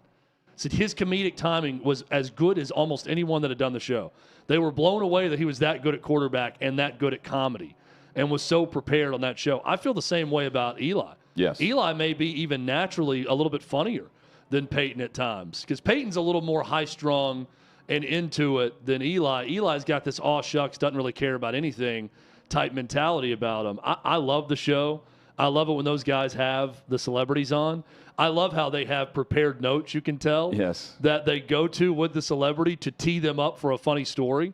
And you can tell when, okay, so Eli, cue card number 3, and he kind of goes to it, but it's in a way that doesn't feel fake as they're doing the broadcast. It's really well done. I love it every week. And I do think less is more when it comes to guests. I think 2 good guests that they have a prior relationship with or know how it's going to flow better than forcing a 3rd guest in. Chad, we welcome in Davey Hudson in studio as it is time for the dumpster fire of the week. Special time of the week. Oh, I guess this is the point where I talk. All right. Let's see here, guys. Every week we do this. Yet I'm caught a little off guard, but that's because I'm really digging into my dumpster fire. But Hut, I will let you start. Is that one entity, that one organization that has just had an awful week? I mean, this is some real research done by Davey. He's digging into the dumpster fire even more over here. So for me, it's NFL offense in general, but I'm pinpointing an area that we haven't talked about enough, and it's penalties. In the Cleveland-San Fran game, 25 penalties, and a handful of them were egregious calls, awful calls. And refs now are it's like they were told to pick up the pace on penalties. It's ridiculous. It's out of hand. Another game this past weekend, 20 combined penalties. That's trending up, and scoring trending down. I think a memo will be sent out eventually that will have the flags kept in the pocket in many cases, and fans are going to end up pissed off whenever what we've seen early in the season isn't called late in the season. And I won't be upset with it because it is a drag of some of these games now where offenses are barely scoring 20 points, first to 20, which is ridiculous. So that's funny. The memo is going to be, stop playing such good defense. We need to score more points. 25 penalties. Guys, defensive coordinators, you're doing your job too well. We need a couple of weeks ago, I forget the official, the main ref, but their crew called the most holding penalties in the NFL. And it wasn't just offensive line. But sure enough, within the first quarter, there were like 4 holding penalties. That's what they specialize on. That's got to get out. We're the crew that calls all the holding penalties. Yeah, stupid. My dumpster fire of the week, I think this team that I'm going to pinpoint here is actually not bad. In fact, they're one of the best passing offenses in all of college football. And Spencer Rattler's having a good year. But it's South Carolina football. You cannot blow a 10-point lead at home to Florida the way that game was going in the last 4 minutes of the game, 3 minutes really, the way South Carolina did. Shane Beamer can't be kicking things and breaking his foot in anger on the sideline either. That is not a good look. It's also not a good look when you go through this filibuster, long, rambling opening statement post-game and just blame your players for everything. You know, he's going through every example. Well, we called this pressure on this play, and they didn't do it. We called this play on that one, and someone decided to go the wrong direction. We did this, and, you know, on this play we called this. And to sum it up, it was essentially Shane Beamer saying, look at all these great decisions I made with my staff, and look at all these idiots that failed to run it properly during the game. Coaches believe that at times. I fully understand that frustration, if that's in fact what's going on. Especially in college football, I just don't think you can go and say that. And I like honesty and all of that, but Shane Beamer let his frustration, I think, get the best of him in that one. South Carolina fans are not liking the way this season is going. At least for 1 week, that was a dumpster fire. The way they blew that lead, the way they handled the loss, dumpster fire. Chance of redemption, possibly one of my top 10 games when they go to Columbia, Missouri this week, but that's the team they've lost to the last 2 years. So Dumpster fire of the week, Gamecock football. I agree with you, Chad. Anytime you break a bone of your own doing, frustration's getting the best of you. It's typically the case. So from a guy who has punched basketball floors in the past and come close to breaking fingers, I can tell you it's not the way to go. Guys, my dumpster fire of the week has to do with the NFL and their quarterback problem. And while we're used to seeing bad quarterback play at times, and the NFL, I mean, they always say it's hard to find 32 starting quarterbacks. It's even harder to find an upper half of the league that you know is a franchise quarterback. But my big thing right now is just the injuries that are taking the product and making it worse. Hutt talked about how the defenses are absolutely owning it this year. They are doing so much better than the offenses whenever you look at the numbers from years past. And so taking in last week's games, some of these injuries are going into this week. Thankfully, we have some buys, so we might get some of these quarterbacks back. But we know Jimmy G's not going to be out there. We know Justin Fields is doubtful. Ryan Tannehill, I anticipate he misses a lot of time. Anthony Richardson, we just announced he just announced he's going to be having the season-ending surgery. Deshaun Watson, that's a little bit of another story. Even though he is technically injured, we've been down that road. Daniel Jones missed last Monday night because of a neck injury. His status still up in the air. All these quarterbacks, we don't know if we're going to see them play, and the backups are not any good, and it just makes for a bad product. And therefore, the NFL and their quarterback problem is my dumpster fire of the week. It is a huge issue. You nailed it, Davey. That's the biggest issue for the NFL, or when those quarterbacks are out. 186 games played and just 245 passing touchdowns so far, down 25% from last year. Kelly in Vegas is next on Hot Mic.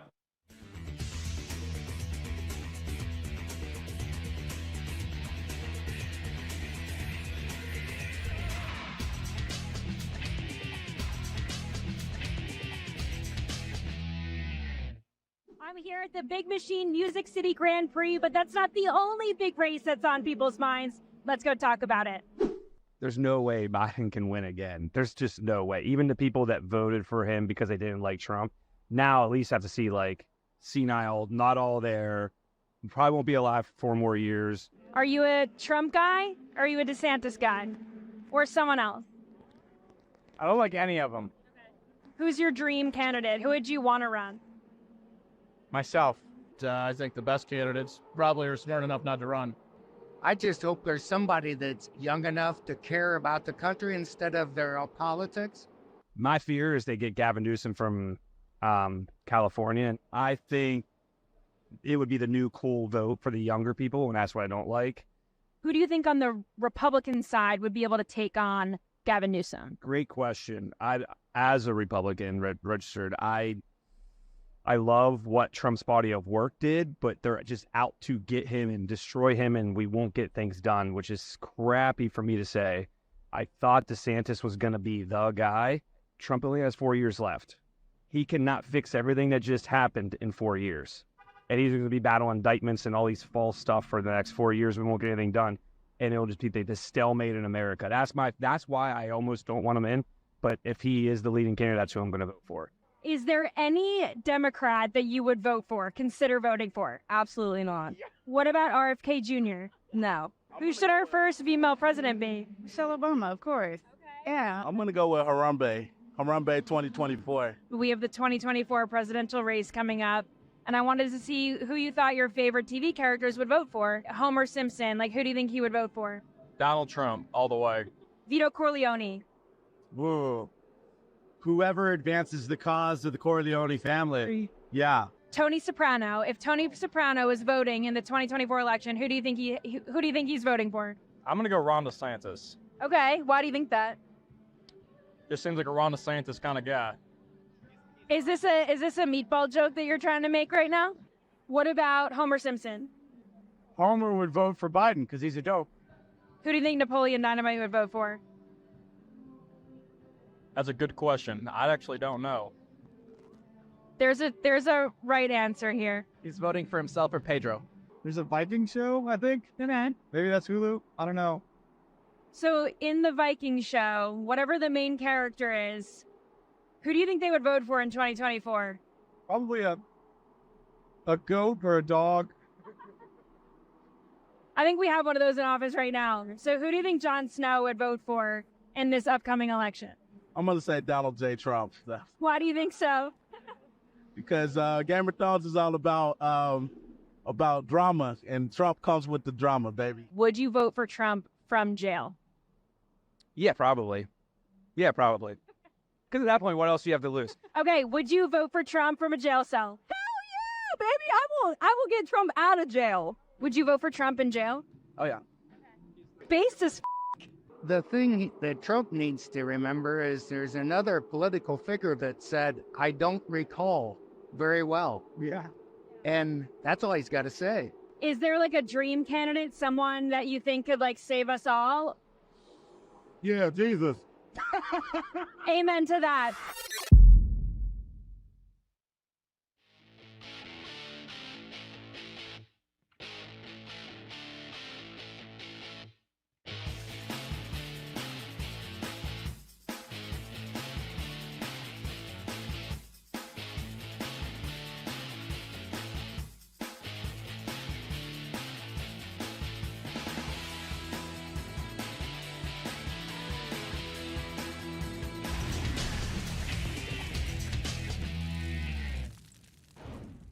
Chad, it is that time of the week. Yes, it is, Hutton.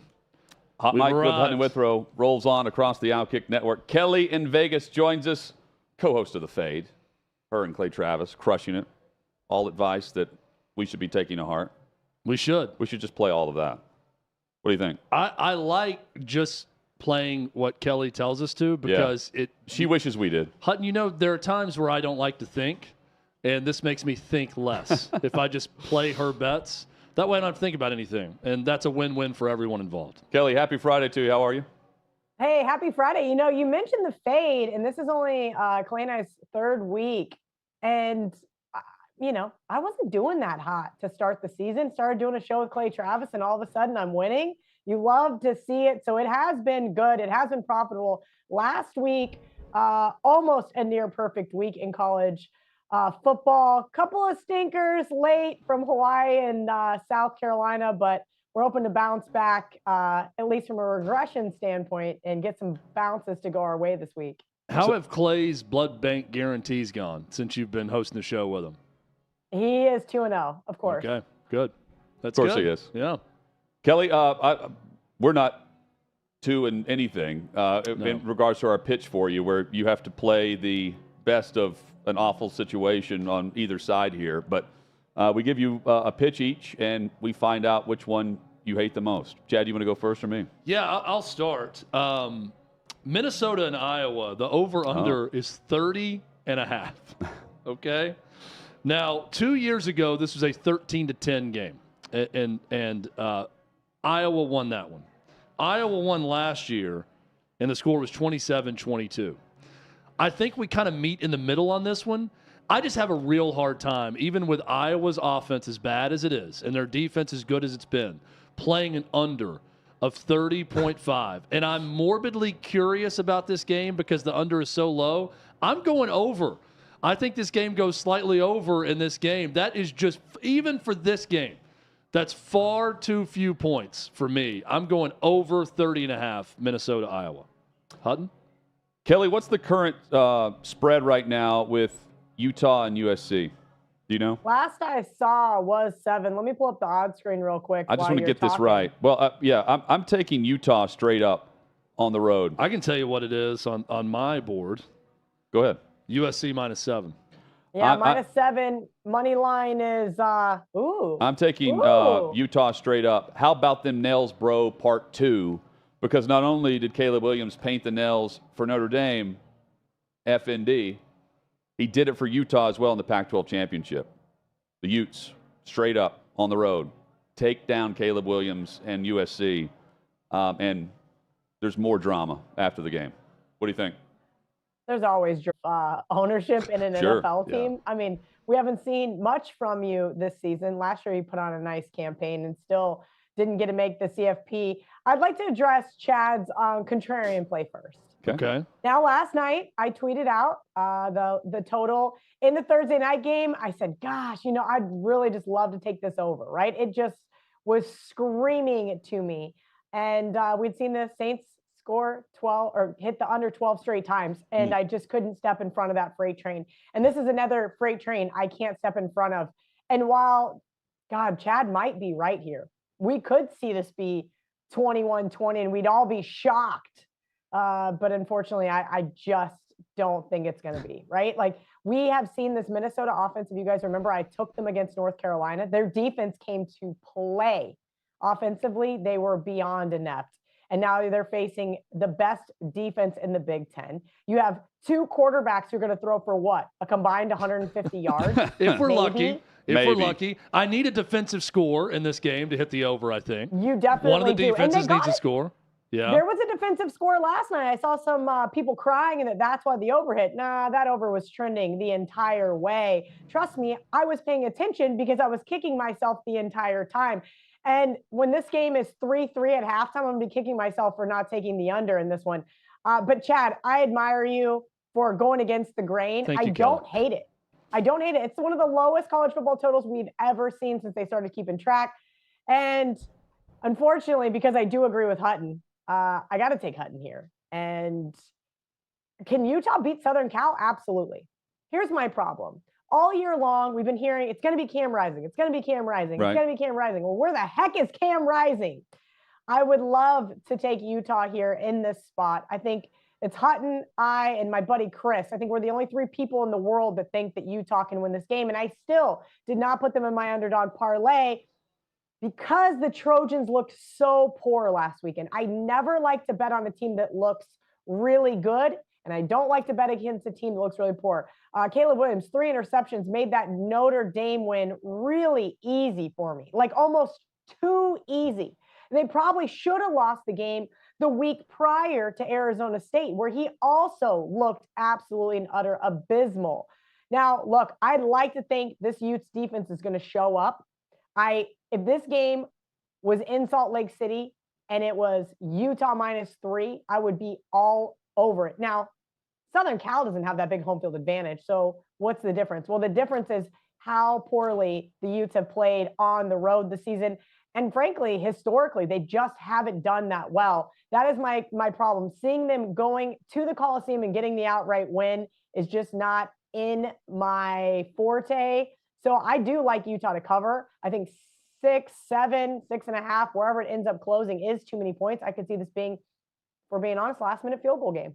How about them nails, bro? So you're going Hutton, but not for the outright win. You're going Hutton, Utah to cover, not outright win. I think Utah gets the cover here. Yeah. Offensively, we're going to need to see a little bit more. Look, just like I said last week with Notre Dame, we don't want to get into a shootout with USC. That is for sure. Kelly, sell us on Mississippi State this week as one of your plays. Well, that's a really hard sell. I don't know. Have you ever had somebody try to sell you something you really didn't want? You're a good salesman, so here we go. Here's your best opportunity yet. Sell the public on Mississippi State. Let's go. Drum roll, please. It has been a real tough stretch here for the Arkansas Razorbacks. And I'm not saying Mississippi State has been anything to write home about, but Arkansas has dropped 5 straight since that loss to BYU that I'm still kicking myself over. And then you've got a Mississippi State team who played Western Michigan and then got a bye week. So they have had 2 weeks to regroup, if you will. And I started looking at this at first, and I had some other people in my ear say, hey, have you looked at the Bulldogs? And I'm going, golly, do I really want to bet this team? Well, I didn't get a chance to watch that Alabama-Arkansas game last week. I just saw the final score. Well, when I started digging a little deeper into it, that was a pretty misleading final score. It was 24-6. Before Bama had just kind of decided they had had enough and we're no longer going to play defense. And then you've got LSU, A&M, Ole Miss. I think the Hogs are out of gas here. It has been a really tough stretch for this team. Mississippi State, again, fresh legs. I expect them to be able to go in here and possibly get something done. Arkansas, when you have teams that have yet to play their bye week, it's really, really tough to get behind them this 8th straight week. And we'll get into that with another game here in a minute. Colorado State, you like the Rams on the road against UNLV? I haven't even thought about Colorado State since that game against Colorado. So I'm glad we get to finally talk about the Rams again, Kelly. What do you mean? We talked about them last week. They were down double digits and got the outright win You for thought us. about them. You thought about them. See, I made the mistake of not playing that game last week, so I haven't thought about them since that game against Colorado. I'm thinking about them now, though. Yeah, look, I know they're going to make the card again. And normally, this is not where I'd be thinking about them. If you guys watched that game, they were down almost, 2 scores, technically 3. Late, Hail Mary, win it. Normally, that is not a team I want to back for a second week in a row. But let's talk about what we've seen from UNLV. 4 straight weeks, 40-plus points a game. I lived in Las Vegas for 15 years. I never saw this team sniff 40. Well, this team's been a lot better now that they get to play in Allegiant Stadium. They get a lot more fans, and it's a lot more fun. But those 40-plus points came to UTEP, Hawaii, Vanderbilt, and in-state rival Nevada. Speaking of Nevada, that win meant a lot to the Rebels. A lot of people don't quite realize the hatred that runs really deep there in the Silver State. And next week, who do they play? Fresno State. Well, Fresno State is not number 1. They are sitting in the 2nd spot, tied there in the Mountain West. I think this is quite one of those letdown spots, if you will. I won't call it a look ahead because I don't know if they're looking ahead to Fresno, but kind of a flat spot. Rams just 3-3. UNLV nipping at the heels, trying to get to a bowl game. 6 straight covers. I think you got to give me the team here with the better resume. I like Colorado State +8, and I think they can win this game in Las Vegas. Another team Kelly is backing is a program that Chad just called the dumpster fire of the week. This is my dumpster fire of the week. South Carolina, Shane Beamer breaking his foot, blaming all the players for their problems after the game, not taking any responsibility for blowing that 10-point lead at home against Florida where they had it. But Kelly, you're rolling with the Gamecocks? I tried with every part of my being not to take this team. Came out 6.5. I knew some really respected people that bet Mizzou, and I started looking into it. And I had a couple people in my ear, and I said, God, I can't do this. I can't take this team. I watched them blow that 10-point lead. How many 4th down conversions did they give up with less than 10 minutes to go? And here we are. Look, another team that has yet to have a bye week, 8th straight game. Gamecocks, if you look at the resume here, I'm not saying Mizzou's has been easy. They played K-State, Memphis, LSU, and Kentucky. But the Gamecocks have had a top 15 schedule, most notably Georgia helps keep that one a little top heavy there, Tennessee, and then, of course, Florida with the man of the year, Graham Mertz. I can't believe I got beat by Graham Mertz at home. But that being said, one of the things that I like to look at is when a team goes from the Hunter, which, if you remember, LSU underdogs, K-State underdogs, Kentucky underdogs, Memphis just short road favorites. Now they are the hunted. They have the arrow on their back. This total is really high. I think a lot of people are expecting a shootout. I'm not taking any how about this? I don't think Spencer Rattler deserves any disdain for last weekend. So maybe while Shane Beamer didn't want to take any credit for that loss, we can put it on the defense. I think this is going to be a team, whoever scores last wins, but you're giving me over a touchdown here with a team on a really buy low spot. I got to do it. Let's go rapid fire with about a minute and a half left here, Kelly. You like in the Big Ten, Minnesota, and then Oklahoma State this week. Not the over, but she likes Minnesota. Yeah, you got to like Minnesota here, right? Why not? It's just an ugly, disgusting points at a premium game. As you mentioned, last 2 games have been within a touchdown. We're sitting here at 3.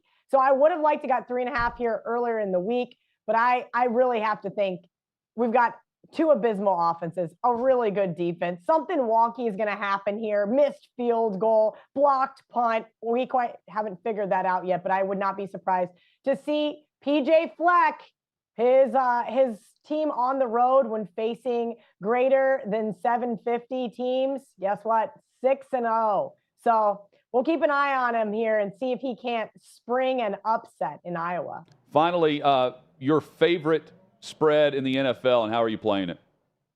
Ooh, my favorite spread in the NFL is really gross, and nobody's going to like it, and I'm sorry for this, but this is what's been working because the NFL has been kind of off for me this year.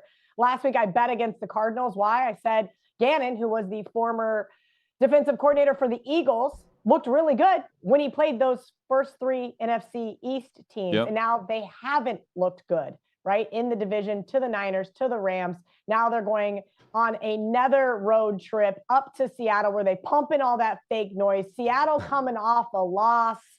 Look, while Geno Smith is sometimes tough to stomach, I think Seattle in a teaser, Seattle in your survivor pools, and Seattle -7.5 should be your best bet this week in the NFL. It's a get-right game. It's a get-right week. game. Bounce-back It's a get-right week for us. Kelly in Vegas, check out The Fade with her and Clay Travis at OutKick.com. Always delivers. Absolutely. Have a great weekend, Kelly. Thank you, Kelly. Hey, can't wait to see you guys next week.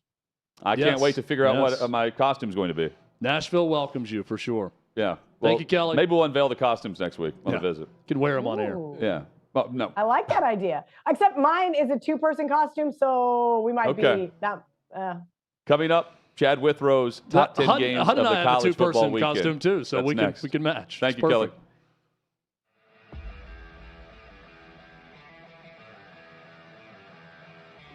Welcome into OutKick the show. I am Clay Travis, your fearless leader. I am going to continue to argue that sports is one of the great unifying forces in all of American life. ESPN is a sinking ship. Democrats are now the party of the white, woke college graduate.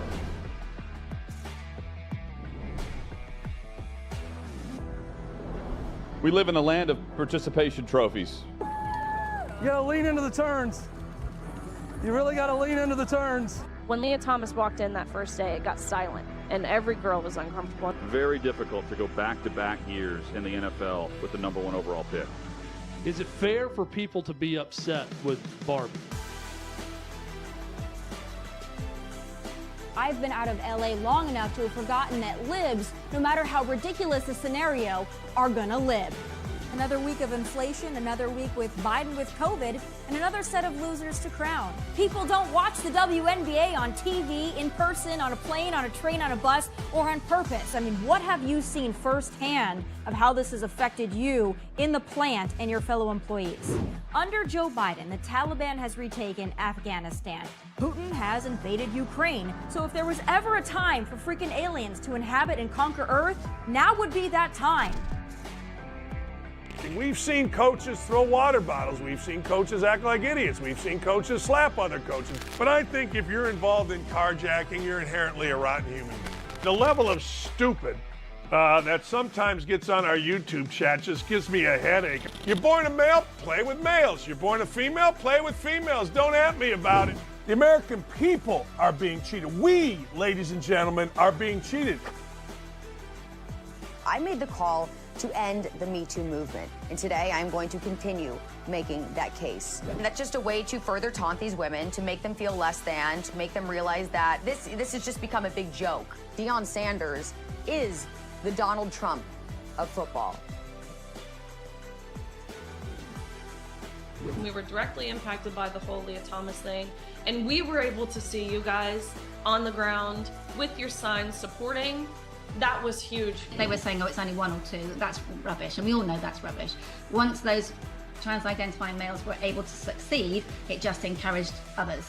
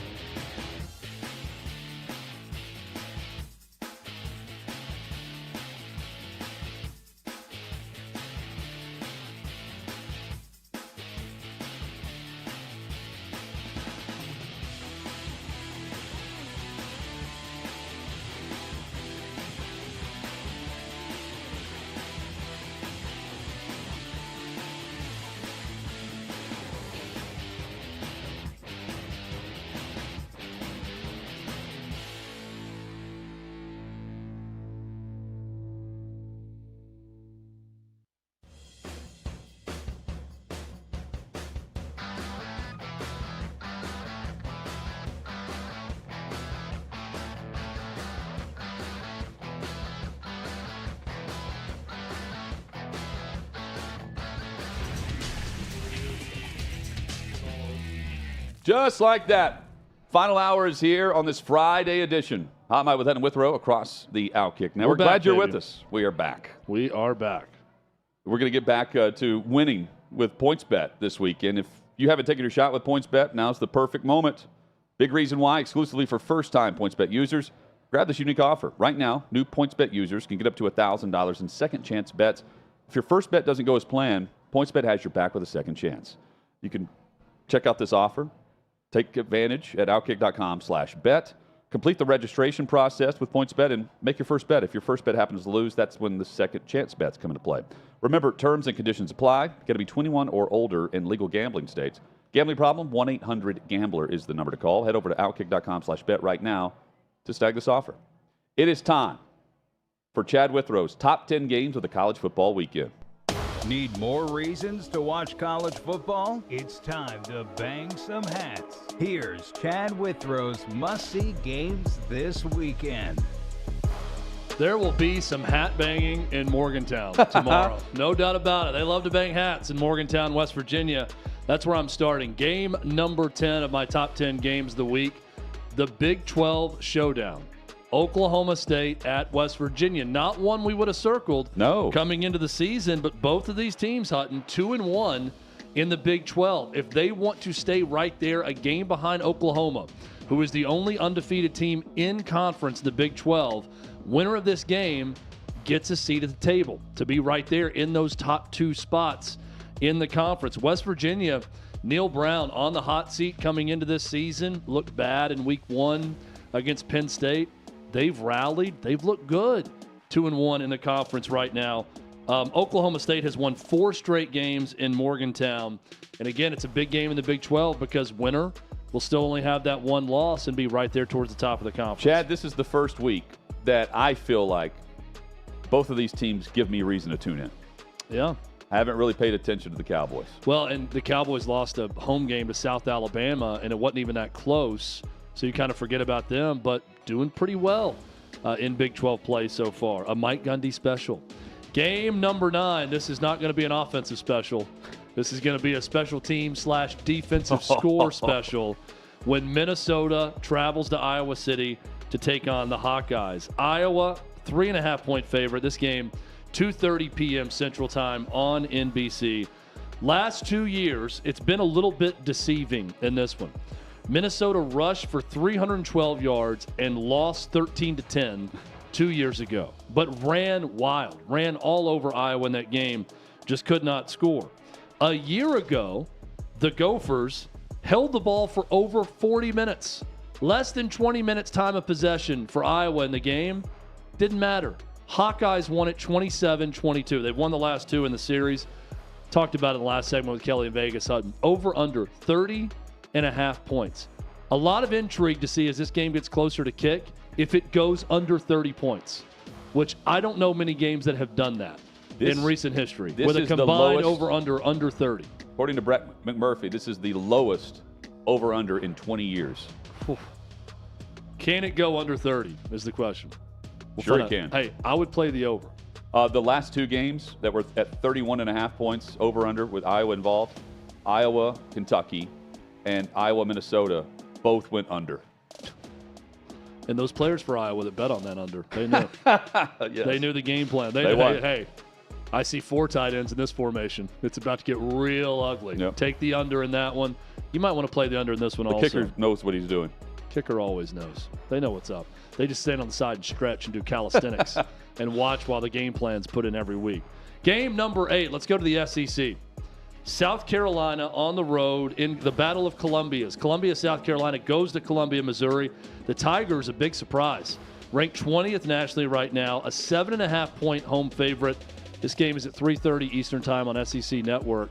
Brady Cook has been arguably one of the best quarterbacks. Not arguably. He is one of the best quarterbacks in the SEC. Yes. It's him. It's Jaden Daniels. It's the guy on the other side, Spencer Rattler. Missouri, 18th nationally in passing yards per game.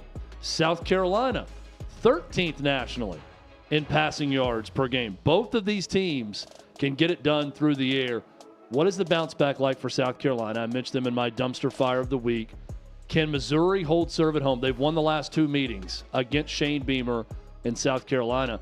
Hutton, this is a sneaky, really good game and a huge one, really for both teams, but South Carolina needs a win badly.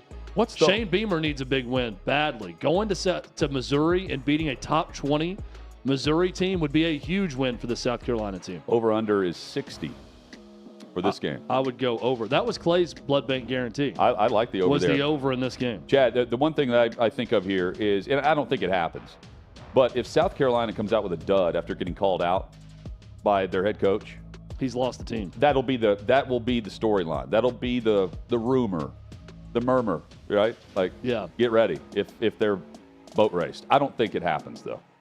I think South Carolina's going to score some points this game. I see. I think they lose, see a shootout in this one. Yeah, I agree. No doubt. Game number 7.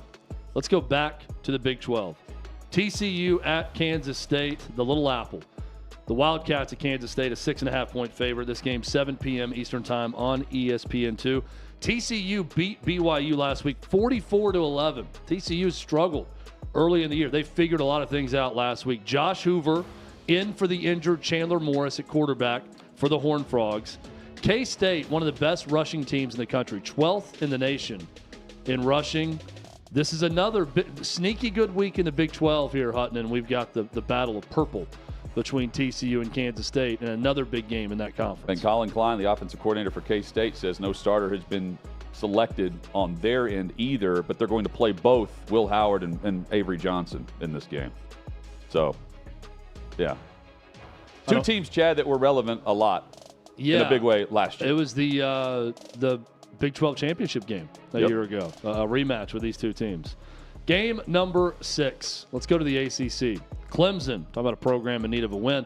Or if Dabo Swinney gets his way, maybe they need a couple more losses so that bandwagon lightens up a bit. Well, they got an opportunity going to South Florida to take on the Miami Hurricanes this week. Clemson, a 3-point favorite in this one. 8 p.m. Eastern Time start on ACC Network. A win, and Dabo Swinney passes Frank Howard for all-time wins, the record at Clemson. This is a matchup of the ACC's best offense, which is Miami, against the ACC's best defense, which is Clemson.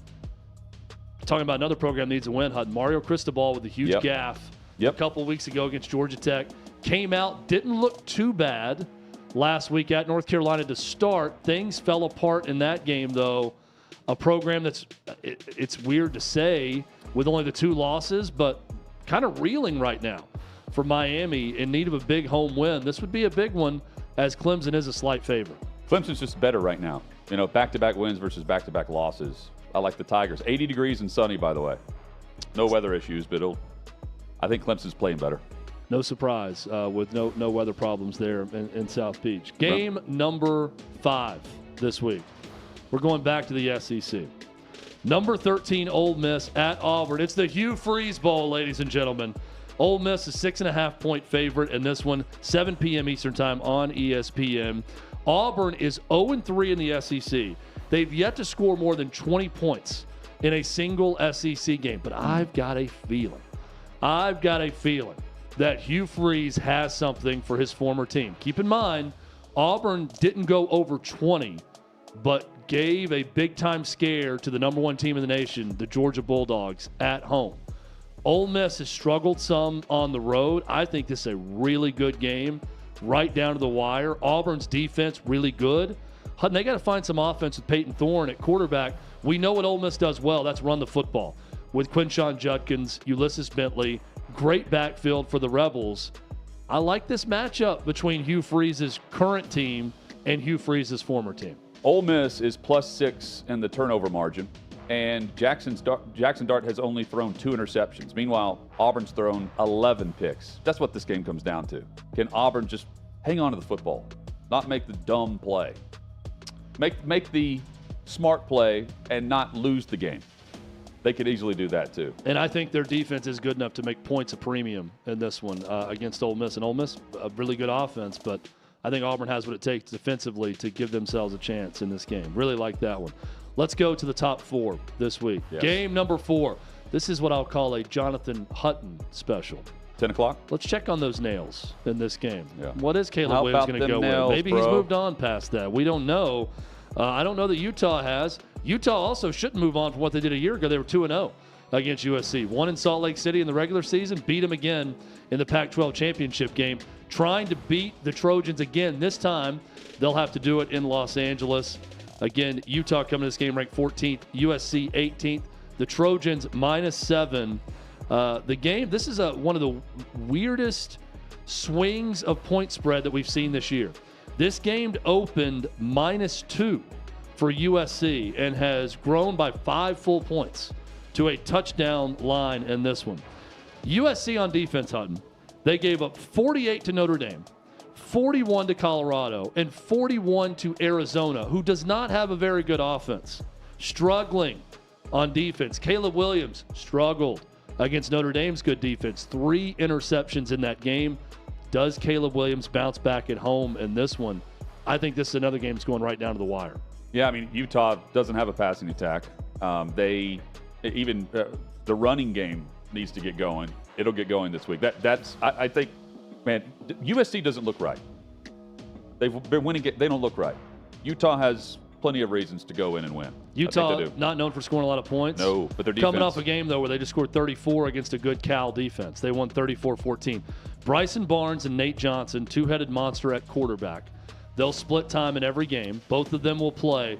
They've done really well. They have. For Utah. And here's the other thing, and now there's reports out. Cam Rising, I don't think, is playing this year at this point based on his recovery and not going yet. I think he's going to get a medical red shirt and come back and be the starting quarterback for Utah next year. Something to watch as the Utes move into the Big 12 yes. a year from now. If you're looking for an early, I know you can't bet on this right now, but an early possible betting team to win the Big 12 in year one, look no further than the team in Salt Lake City. Such a weird saga there because it was week 1 whenever everyone thought Rising was going to play against Florida. Yeah. And it took until, week 5 until he clarified anything. And now there's talk about him redshirting and coming back next year. Game number 3. Back to the ACC we go. Number 16, Duke. At number 4, Florida State. The Seminoles, a 14.5-point favorite. They are wearing some god-awful uniforms in this game. I'll just let you see it on television tomorrow for homecoming. I hate it. I like the Florida State helmets when they broke out the white helmet with the same design on the helmet. These uniforms this week, not good at all. What would Bobby Bowden think of this? These uniforms. I don't think. Bobby wouldn't like it. No. Never, ever in my 35 years of coaching have I ever been accused of foul play.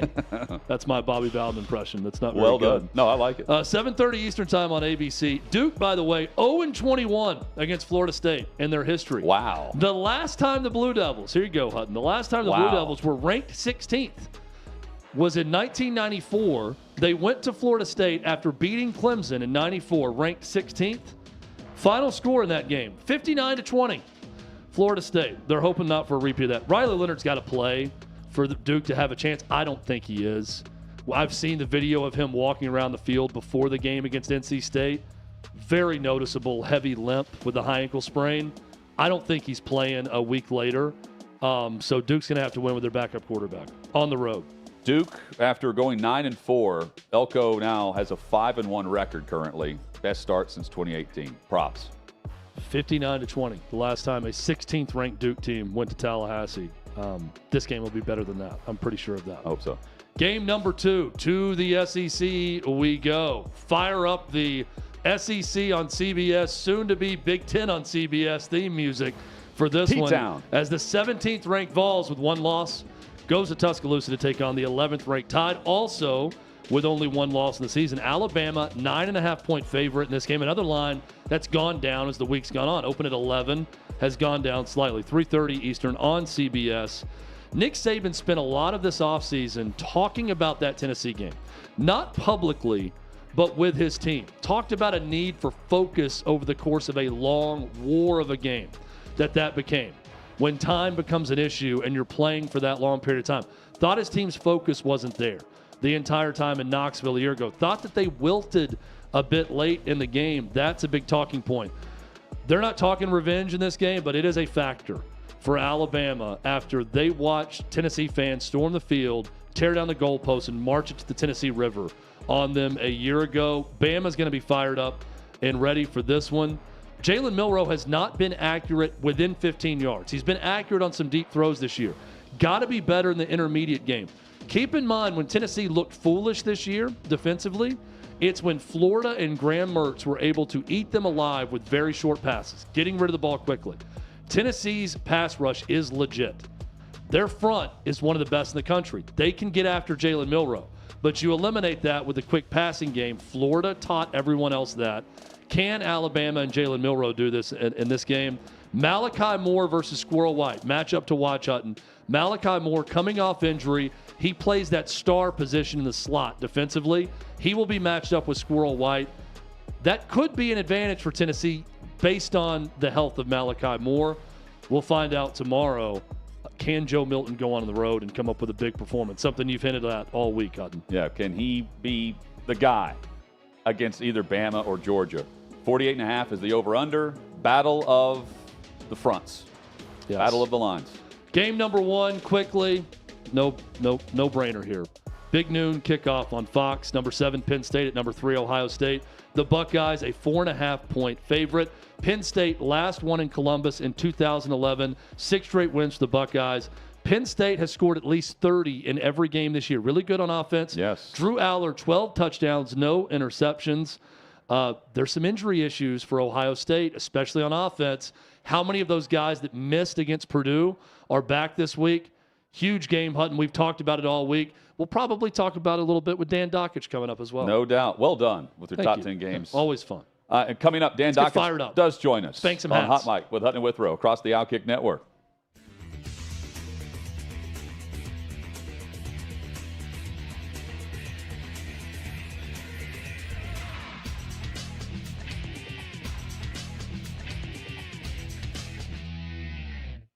I'm here at the Big Machine Music City Grand Prix, but that's not the only big race that's on people's minds. Let's go talk about it. There's no way Biden can win again. There's just no way. Even the people that voted for him because they didn't like Trump now at least have to see like senile, not all there. Probably won't be alive for 4 more years. Are you a Trump guy? Or are you a DeSantis guy? Or someone else? I don't like any of them. Who's your dream candidate? Who would you want to run? Myself. I think the best candidates probably are smart enough not to run. I just hope there's somebody that's young enough to care about the country instead of their politics. My fear is they get Gavin Newsom from California. I think it would be the new cool vote for the younger people, and that's what I don't like. Who do you think on the Republican side would be able to take on Gavin Newsom? Great question. As a Republican registered, I love what Trump's body of work did, but they're just out to get him and destroy him, and we won't get things done, which is crappy for me to say. I thought DeSantis was going to be the guy. Trump only has 4 years left. He cannot fix everything that just happened in 4 years. And he's going to be battling indictments and all these false stuff for the next 4 years. We won't get anything done. And it'll just be the stalemate in America. That's why I almost don't want him in. But if he is the leading candidate, that's who I'm going to vote for. Is there any Democrat that you would vote for, consider voting for? Absolutely not. What about RFK Jr.? No. Who should our first female president be? Michelle Obama, of course. Okay. Yeah. I'm going to go with Harambe 2024. We have the 2024 presidential race coming up, and I wanted to see who you thought your favorite TV characters would vote for. Homer Simpson, like who do you think he would vote for? Donald Trump, all the way. Vito Corleone. Whoa. Whoever advances the cause of the Corleone family. Yeah. Tony Soprano. If Tony Soprano is voting in the 2024 election, who do you think he's voting for? I'm going to go Ron DeSantis. Okay, why do you think that? Just seems like a Ron DeSantis kind of guy. Is this a meatball joke that you're trying to make right now? What about Homer Simpson? Homer would vote for Biden because he's a dope. Who do you think Napoleon Dynamite would vote for? That's a good question. I actually don't know. There's a right answer here. He's voting for himself or Pedro. There's a Viking show, I think. Okay. Maybe that's Hulu. I don't know. So in the Viking show, whatever the main character is, who do you think they would vote for in 2024? Probably a goat or a dog. I think we have one of those in office right now. So who do you think Jon Snow would vote for in this upcoming election? I'm going to say Donald J. Trump. Why do you think so? Because Game of Thrones is all about about drama, and Trump comes with the drama, baby. Would you vote for Trump from jail? Yeah, probably. Yeah, probably.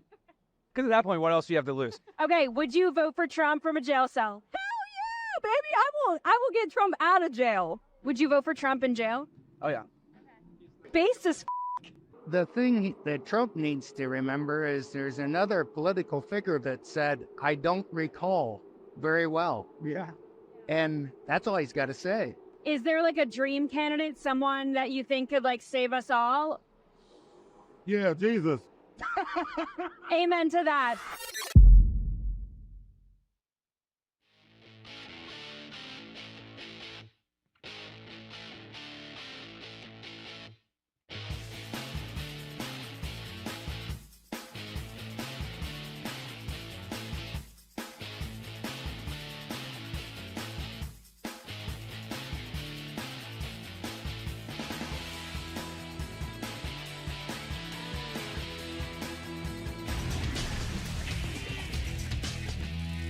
Sixth and Peabody, our location. Hot Mike with Hutton Withrow rolls on across the OutKick network.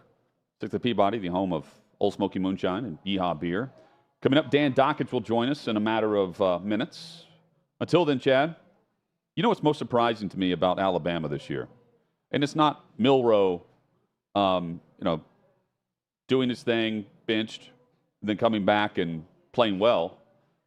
To me, it's the offensive line. The identity of Bama up front and the fact they wanted to go with bully ball, and they haven't been able to do it. They have surrendered 31 sacks on the year. They rank 126th nationally in that category. Alabama's offensive line. Yeah, they've got a true freshman at left tackle. The kid from Iowa that was committed to Iowa was going to be their biggest recruit ever, the 5-star. Yeah. Caden Proctor. Okay. Is his name. Interesting stat coming into this Tennessee game. James Pierce, who was the SEC Defensive Lineman of the Week, lit it up the last 2 weeks. Legit. He faced a true freshman at tackle the last 2 weeks. This is a third in a row this week with Alabama, who's had some struggles. They have. That's why I think it's just imperative. I think Alabama wins this game two ways offensively. Short passing game and letting their playmakers, a receiver, do something with the ball, getting rid of it quick the way Florida was able to, mixed with when things break down, and they will, against this Tennessee pass rush, Jalen Milroe's got a much better ability to make a big play out of that than Joe Milton. Joe Milton's not a bad runner at all, but Jalen Milroe is a guy who can break, contain, and go for 50 yards. Yes. He's got the longest run of the season. I think 53 yards is the longest run from scrimmage for the year for Alabama. He's a guy who can beat you big time when he gets out in the open. That's one to watch. We say hello to Dan Dockich, host of Don't At Me here on the OutKick Network. Dan, how are things, man? Happy Friday to you. Oh, man, just got back from beautiful Bloomington, Indiana, picking up my daughter who was there on business. And I got to tell you, I almost didn't make it back. You get homecoming weekend, you get me on that campus. It's nothing but velvet, ropes, bottle service, and, of course, paparazzi. So I did make it back. It was touch and go. There almost had to be a call made. As my wife said, don't stay down there for 3 days, because when my daughter and I get in Bloomington, it's on, baby. I'm surprised you didn't stay, taking all the festivities as the conquering hero returning home. Yeah, it is unbelievable. I don't know about hero, probably more of a zero, but that's all right. Not true. I mean, look, a guy gave me one of the bar owners there gave me an unbelievable tour of his place, and it was fun. Anyway, I'm here, looking forward to a monster weekend. How are you guys? Doing great. Better than Jim Harbaugh is doing right now. What do you think about the latest allegations? Just what's being alleged, the kid from Navy that came in that's now been suspended. What do you make of all of this? Well, I talked to Urban Meyer, and I asked him, I said, is this something people do? Because in college basketball and college football, I remember the day.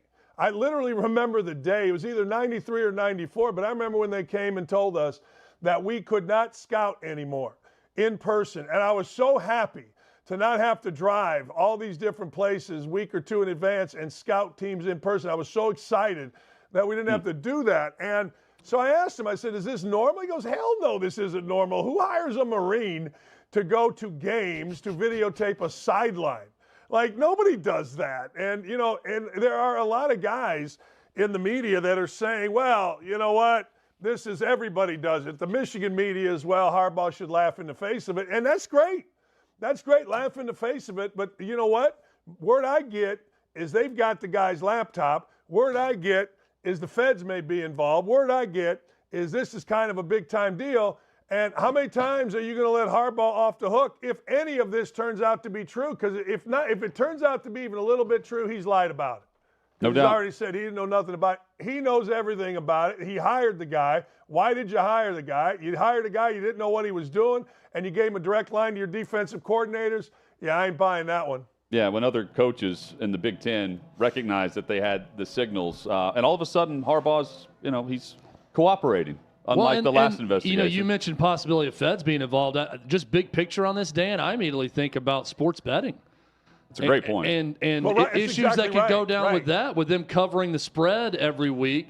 And if it comes back that there was some sort of impropriety that was taking place that led to that, that's a lot of money changing hands that maybe shouldn't have, right?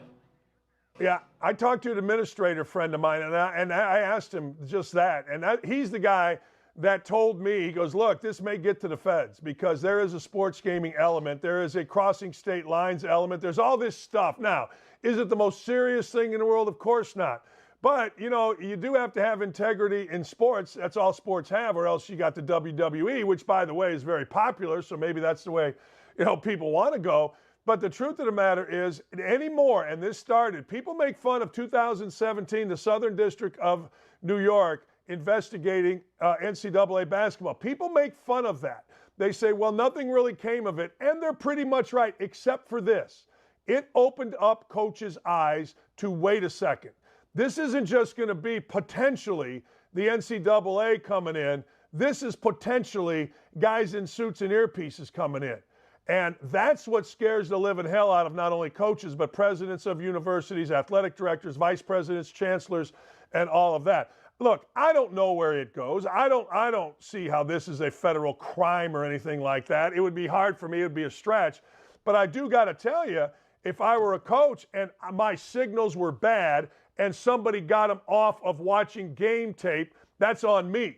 Yeah. But if somebody used other methods, meaning here's what I believe transpired. The guy went to games. Nobody knew who this guy was. So he'd go to a game and he would videotape the sideline of the team they're going to get ready to play the entire game. Well, in a videotape on TV, you see those quarterbacks in those fleeces, different colors, and they're giving all these signs. You only see that once in a while. So this guy is trained in this kind of stuff. So who knows all the stuff he was in. But this is going to get sexy to me because I'm hearing Big Ten coaches are pissed off big time, and they've known it for a little bit now. Dan Dockich with us, host of Don't At Me here on the OutKick Network. Dan, an example of what I'm setting up for you here. Bud Adams, the past owner of the Tennessee Titans, purchased this massive property across this lake from the practice facility. So because coaches were paranoid that there were people over there watching practice. Were you paranoid about word getting out or someone coming in to a practice of yours? And if you were, who were you paranoid about? Well, I didn't like people coming into my practice, and it wasn't because of paranoid. It was because of I felt like players can't concentrate. I feel like, you know what, I'm asking them for their concentration. So I posted signs, and I got this from Coach Knight. Practice is closed, and what I would do is if somebody came in and maybe didn't see the sign, I would simply say very loudly, very sternly, please leave, so that nobody was confused about what I wanted and nobody could say that I swore. And if somebody said, well, Dockich kicked me out, well, what did he say? He said, please leave. And it wasn't paranoia. Football coaches have this great paranoia. I just wanted players' concentration. I didn't need girlfriends in there. I didn't need their buddies in there. I didn't need any of that. I felt like it was more of a classroom environment, or at least it was my classroom. But football coaches are always paranoid that somebody's going to see something. You guys know, you go to a football practice, they give the media 20 minutes, and then you got to get the hell out of there because they don't want you to see the double secret reverse that they're doing. College football more than anybody. Look, I get it. I do. I think it's overblown. But from a coaching perspective, again, I don't know how your training camp is in Tennessee, but we sell out here in Indianapolis. So if you're trying to get something done in training camp, fine, but everybody's got a camera and they're ready to film it. But no, I get it. But my thing, Coach Knight's thing was, we just wanted it quieter. We wanted our voice to be heard. We did not want distractions. Chad, weren't you kicked out of a Vanderbilt basketball practice once or a shoot around by Melanie Balcom? Yeah, Melanie, I was with Frank Wycheck, believe it or not, going Women's to a basketball noon team. pickup game that was like in the practice auxiliary gym next to Memorial Gym. And we were waiting on someone to get there to open it up. And we were in the upper deck of Memorial just waiting on practice. And Melanie Balcom sent like a grad assistant or a manager up to kick us out of the gym. Like we were spying on her. No, we were not. Now, funny enough, you said you would just yell, "Please leave," Dan, to someone who walked in the gym. I have a better story about Coach K, where people I worked with were on the radio crew for Vanderbilt at a game at Cameron Indoor, and they walked in to set up quietly, 2-3 hours for the game, and they were doing a walkthrough, and he went ballistic on them and yelling at them in front of the team to get out. And all they could do was scurry and try to run out of the gym as Coach K yelled at them. Oh, yeah. I got a piece of some ass doing that. No doubt about it. Yeah, what the hell are you doing? This is my practice time. Get out of here. Oh, yeah. Hey, let me tell you something. They'd come in, the opposing radio team would come in, and, one guy tried to argue with me, and it got then I didn't worry about, what my language was. Yeah, that's a little different. Game day, I don't know. A lot of coaches do it differently, but I was so high-strung on game day, I just literally put a big dip of Skol in and sat in my office. That was it. I didn't want to be around anybody. I just tried to figure out how I wasn't going to cause my team how to lose. I was trying to figure out every angle, watch every piece of film. Game day, you know what? In my world, and this isn't the way the real world works, but it's my world, I excuse any behavior on game day. I don't care. Any and all behavior gets excused. Yeah, I got a piece of some visiting radio ass. It was nice. It was fun, and I don't feel bad about it. I found the story to be completely believable, by the way, when I heard it, which was amazing. So, 1,000%. Michigan State, Dan, the Big Ten office, this report out now, and you talked about Big Ten coaches being upset with Michigan over this. The Big Ten office informed Michigan State that they have evidence or allegations that they've been stealing signs. They may have theirs. Gave them 72 hours before the game when they told them and said, can you safely play this game and change your signs up to play on Saturday? Michigan State took a full day to respond, to consider whether or not they should play this game on Saturday. I kind of like that level of gamesmanship, but that may be proving your point right about the rest of the conference really having a problem with Michigan over this. That's exactly right. Like, I would have liked to see Michigan State say no. And people would have ripped Michigan State, right? But I would have liked to see how stupid would you feel if you're Jim Harbaugh? Now, they've suspended the guy. So, it's pending an investigation. Yeah, my backside. You're suspending this guy, this Marine dude or whatever, because he did something.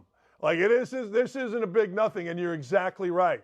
The Big Ten Conference, I was told by an administrator, they knew about this for a little bit.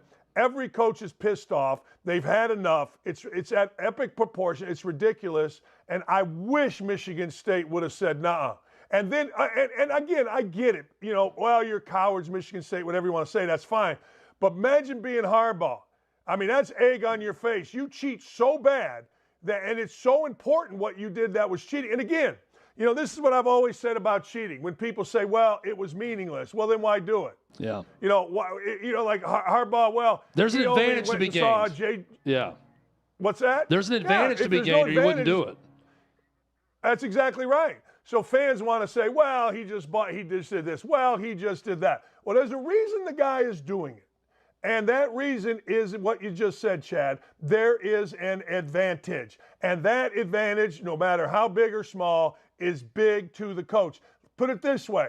If you are knowingly violating rules like Harbaugh did, you are knowingly putting your big-time contract in jeopardy. Now, you're telling me you're putting it in jeopardy for something that's insignificant, like Michigan fans would say? BS. That's crap. They know every little advantage in recruiting matters, and if you get the right kid like J.J. McCarthy or whomever, next thing you know, from the hot seat, you go from now to you've beaten Ohio State a couple times in a row. And it's also the first game back from the melee in the tunnel last year between these two. Oh, that's right. They're already heated with each other. Yeah. You know, Dan, over under for beer. Over under for beers this weekend. What's the number?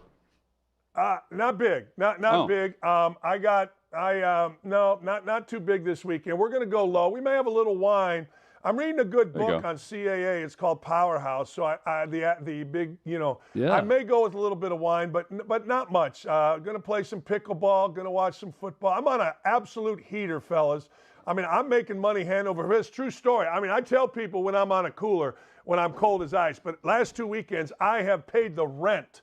And my house ain't big, but I paid the damn rent. And I'm thinking about buying a car based on what I'm winning. And I'm telling you right now, the most ridiculous thing that I have seen in college football, in betting, is a line over under of 31 points in Iowa and Minnesota. Everybody should have to give their NIL money back.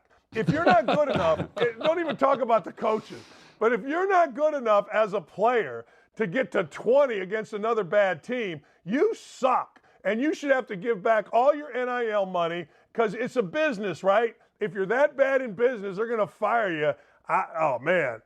That number is driving me crazy because I don't know which one to do. Dan Dockich always brings it, and the days of DoorDash are far behind him You're now. the man, Dan. Far He's paying behind. that rent now. Dan, have a great weekend, Thanks, man. Dan.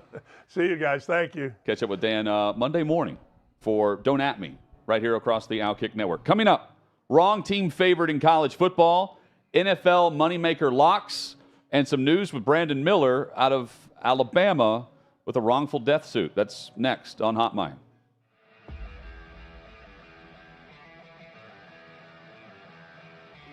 Welcome into OutKick the show. I am Clay Travis, your fearless leader. I am going to continue to argue that sports is one of the great unifying forces in all of American life.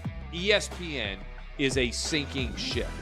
Democrats are now the party of the white, woke college graduate.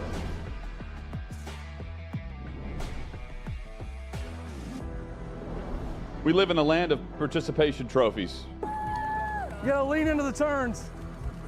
You really gotta lean into the turns. When Leah Thomas walked in that first day, it got silent, and every girl was uncomfortable. Very difficult to go back-to-back years in the NFL with the number 1 overall pick. Is it fair for people to be upset with Barbie? I've been out of LA long enough to have forgotten that libs, no matter how ridiculous the scenario, are gonna lib. Another week of inflation, another week with Biden with COVID, and another set of losers to crown. People don't watch the WNBA on TV, in person, on a plane, on a train, on a bus, or on purpose. I mean, what have you seen firsthand of how this has affected you in the plant and your fellow employees? Under Joe Biden, the Taliban has retaken Afghanistan. Putin has invaded Ukraine. So if there was ever a time for freaking aliens to inhabit and conquer Earth, now would be that time. We've seen coaches throw water bottles. We've seen coaches act like idiots. We've seen coaches slap other coaches. But I think if you're involved in carjacking, you're inherently a rotten human. The level of stupid that sometimes gets on our YouTube chat just gives me a headache. You're born a male, play with males. You're born a female, play with females. Don't at me about it. The American people are being cheated. We, ladies and gentlemen, are being cheated. I made the call to end the Me Too movement. And today I'm going to continue making that case. And that's just a way to further taunt these women, to make them feel less than, to make them realize that this has just become a big joke. Deion Sanders is the Donald Trump of football. We were directly impacted by the whole Leah Thomas thing, and we were able to see you guys on the ground with your signs supporting. That was huge. They were saying, oh, it's only 1 or 2. That's rubbish, and we all know that's rubbish. Once those trans-identifying males were able to succeed, it just encouraged others.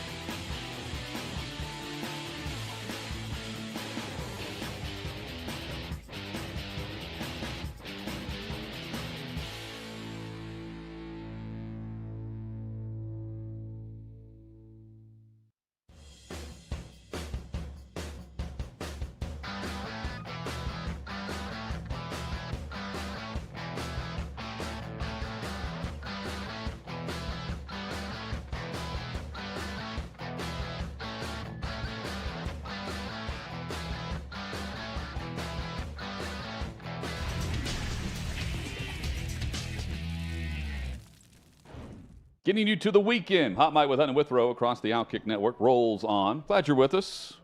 6th and Peabody, our location with Yeehaw Beer and Old Smoky Moonshine. A wrongful death suit has been filed involving the case of Brandon Miller and, of course, the two other Alabama former basketball players, Darius Miles, and then there was Michael Davis, not a former player, facing capital murder charges. Of course, Brandon Miller is now a rookie with the Charlotte Hornets, and it's the family of the woman, Jamia Harris, who was killed in the Tuscaloosa Strip, right just past campus at the University of Alabama. The federal wrongful death lawsuit filed recently comes down to this, Chad, that Miller knew or should have known that bringing a dangerous weapon to a dispute and discharging said weapon would likely result in harm. In addition, the complaint alleges that as a direct or proximate consequence of the negligence of each of the defendants. So it was legal. He had a permit for the weapon, but there's no doubt with the texts that were going back and forth what was going down.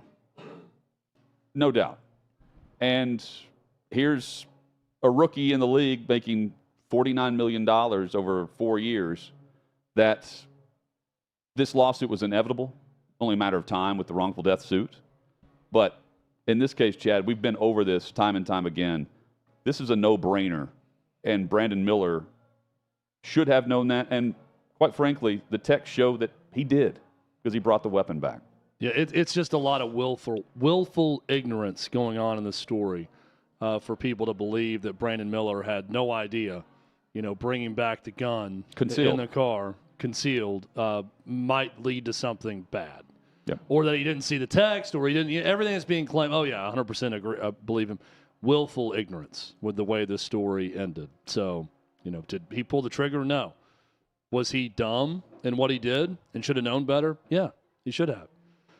And there's going to be consequences to be faced. There weren't by his coach or by the program or by the SEC where he missed no time, but maybe this will be some of the consequences he now has to face for this wrongful death lawsuit out there.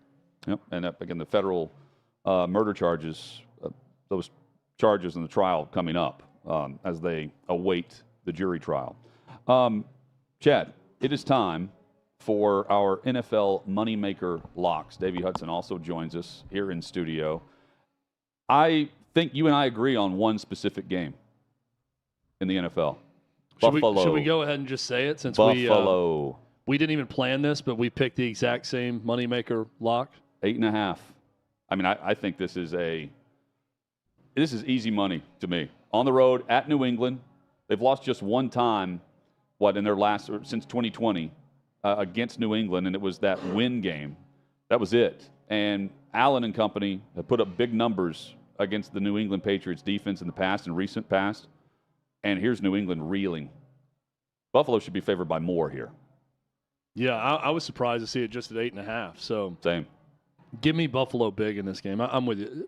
New England has no offense. Mac Jones isn't getting it done. And I think Buffalo is primed coming off the London trip. And off a sloppy game against the Giants. Yeah, and off that. Kind of like Seattle this week. I think, but two lackluster performances in a row. Yes. For them. You're right. I think they're due a coming out party in this game. Davey, your moneymaker lock this week in the National Football League. Yes, sir. So we're going back to the well. The Rams are taking on the Pittsburgh Steelers. The Rams, they just promoted Darrell Henderson, who's going to be active. They got Zach Evans and Royce Freeman at running back. They're going to throw the ball. And the guy they're going to continue to throw the ball to is Cooper Kupp. His over-under set at 89.5. I would take that. If you can get an alternate over, I would take Cooper Kupp plus 150. He is going over 150 yards in this game. They're going to do whatever they can to try to shut him down. It's not going to work. Matt Stafford, Cooper Kupp, they've got that connection. And Kupp is going to have a field day against the Steelers defense. Another coming off a bye. They're going to be thinking the only reason they don't have a good day is if T.J. Watt is just creating absolute havoc against that Rams O-line and getting to Matthew Stafford time and time again. But I feel confident in Cooper Kupp's ability to continue to decimate defenses. I think this is going to be a close game. The Rams have really surprised me. Their defense was supposed to suck. They were supposed to be awful. And they haven't been.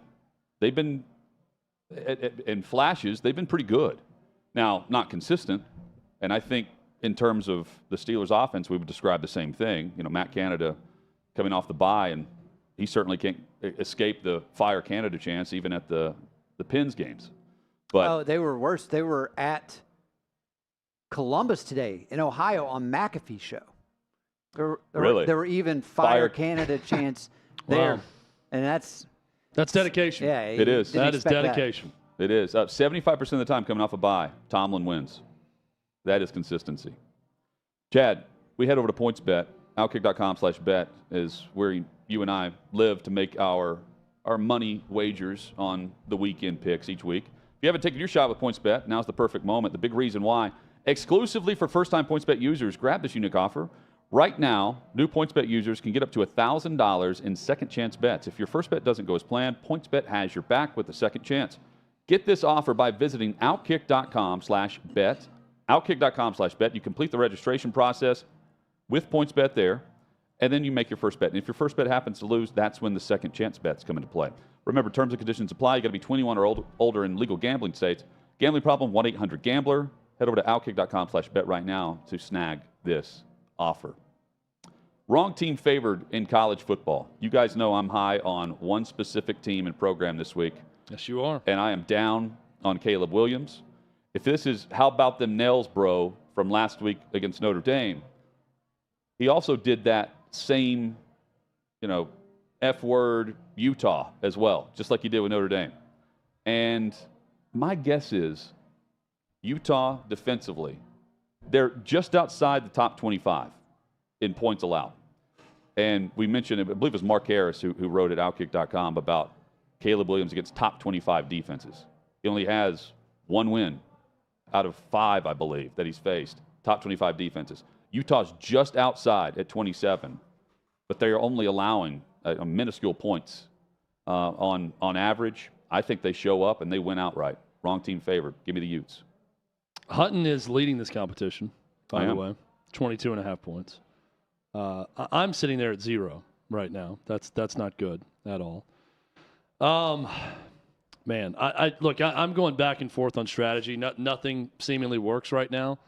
I went small last week with A&M, a 3-point underdog. Tennessee, if they lost by 7. Vols win at home.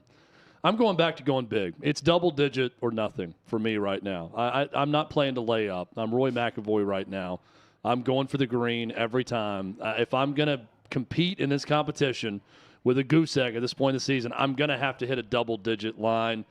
Give me the midshipmen of Navy. They played well on the road at Memphis recently in a loss. Did not look good against USF. They've won 2 straight, though.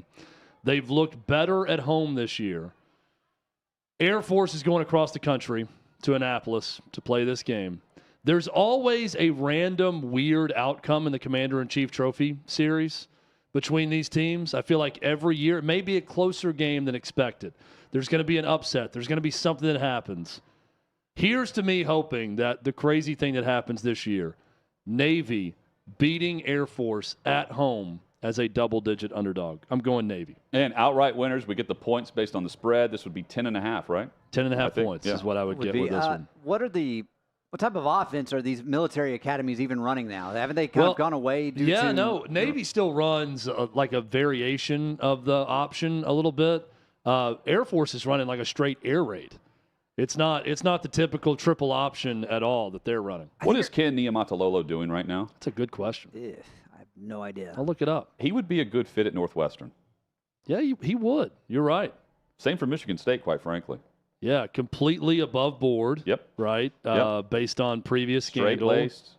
And for Northwestern specifically, has shown he can win at a place with tough academic requirements. Yes. And that's a good selling point for Northwestern. I think he would be a great choice. Davey, give us your choice. So first off, I got people in the chat telling me that my shirt needs to be buttoned up. If anything, I'm just going to go one more button down. Yeah, just take it off. I get it. It's white. I understand. I'm a off. Pell Your guy. sex.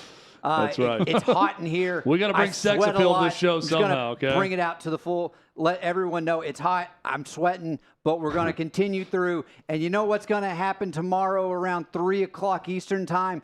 Penn State is going to leave Ohio State fans absolutely in shambles. It is the upset you need to mark down. Listen, I understand that Penn State, I hear boos even in the background on this one right now, that Penn State's not won in Columbus since 2011. It's going to happen. They finally have the better quarterback, and so they're going to go in to the shoe, and Penn State's going to get it done. I think Drew Aller is going to have his Heisman moment tomorrow. Also, it helps that it's an early game. I feel worse. You just know the crowd's going to be into it. It's like I give Ohio State fans their due. They're going to be pumped, but it's always a difference whenever you've had all day to get liquored up and drunk for a game, and the difference that a crowd's going to make in that moment. But James Franklin, he's going to finally get the edge over Ryan Day in this one. The streak comes to an end. Mark it down. Nittany Lions win. It's been a while since they've defeated a top 5 opponent. 2016 is the last time Penn State was 2011 victorious. Since the last time they won in Columbus. Correct. And I think Hutton 2016 was against Ohio State. Yes, it was. Yes. Yeah, the last time they won one of those. So it's been a while. They've lost 8 how straight healthy since is then, by the Ohio way. State would be my big question.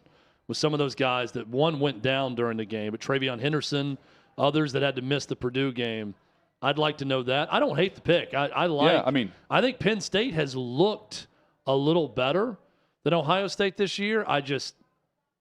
Tough to go to Columbus and win. But Ohio State's I got a hard time pulling right? the trigger on the win, right, in this game. But I think Penn State's really good. Doesn't the spread tell us in Vegas that they believe Ohio State's going to be okay injury-wise? Or is this telling us that if they were healthy, it's a possible 9 points? I don't know. Yeah, it's a good question. I think it's them saying that they're at home. It's an even team, but they're at home, so we're giving them a slight edge. That's fair. Tennessee and Bama. I really want – I nearly took Tennessee in this wrong team favored because Bama's not Bama as we know it. I mean, it's an exact opposite game from what we saw a year ago. Tennessee's not the Tennessee team you'd expect under Josh Heupel either. Right. They're a different type of team. But I think the perception is it's more about Tennessee than Bama. Bama plays a role in the perception of this game, too, with the over-under 48.5. Yeah. 31 sacks allowed, 126 in the country. And, Milroe has been okay. And I commend him for coming off of the way he was benched and playing the way he has. But Tennessee's very capable defensively. And I expect a low-scoring game like everyone and a close one. Can Milton just keep it together? I don't trust that. That's why I didn't pick it today. I think it's going to be. I don't trust that, but he's capable. He is capable of putting it together. I think it's going to be the big mistake, if I had to pick, is going to go with Milton and not Milroe in this game, and that could be the difference. Yeah. Nick Saban's way more comfortable in the type of game I think this could be, which is more of a low-scoring defensive field position game against a team you know that you're not getting a lot done offensively unless it's the random big play here or there. Josh Heupel, though, just won his first one like this a week ago, right? That's new for Josh Heupel and this staff. And he said after the game, hey, I love it. I'll win however we can. But that's his first game winning, not scoring at least 30 points. And they beat up on Texas A&M's front. I have a hard time expecting if Milton's going to have that, out-of-body experience where he's red hot for an entire game, which he's capable against, it's going to be at Neyland. I just don't think it's going to be on the road. Against UConn. Vols cover, Bama wins. I think he's going to be great against UConn. Or Vols Vandy. cover. Bama wins, though. I think Vandy at the end of the year, too. He's going to have a big coming out Saban does like these games. The problem is his O-line hasn't performed to the level of these types of games. Penalties that will we're be used the to. Vols' biggest problem tomorrow. Well, Bama also has them every game. Alabama 27, Tennessee 10. Wow. It'll be close for a while. Alabama will score late. I think it's more like 20-17. I do not trust Joe Milton or this Tennessee offense in a hostile environment. I really wanted to environment. pick Tennessee. Too many procedure penalties, you're right. and lately with Milton, too many turnovers. And that's what will really get them beat quickly in this game. Enjoy the football weekend. We will be back right here on Monday, 3 to 6 Eastern, Hot Mic with Hutton and Withrow to recap it all. Hope you'll join us back at it Monday. Have a great weekend.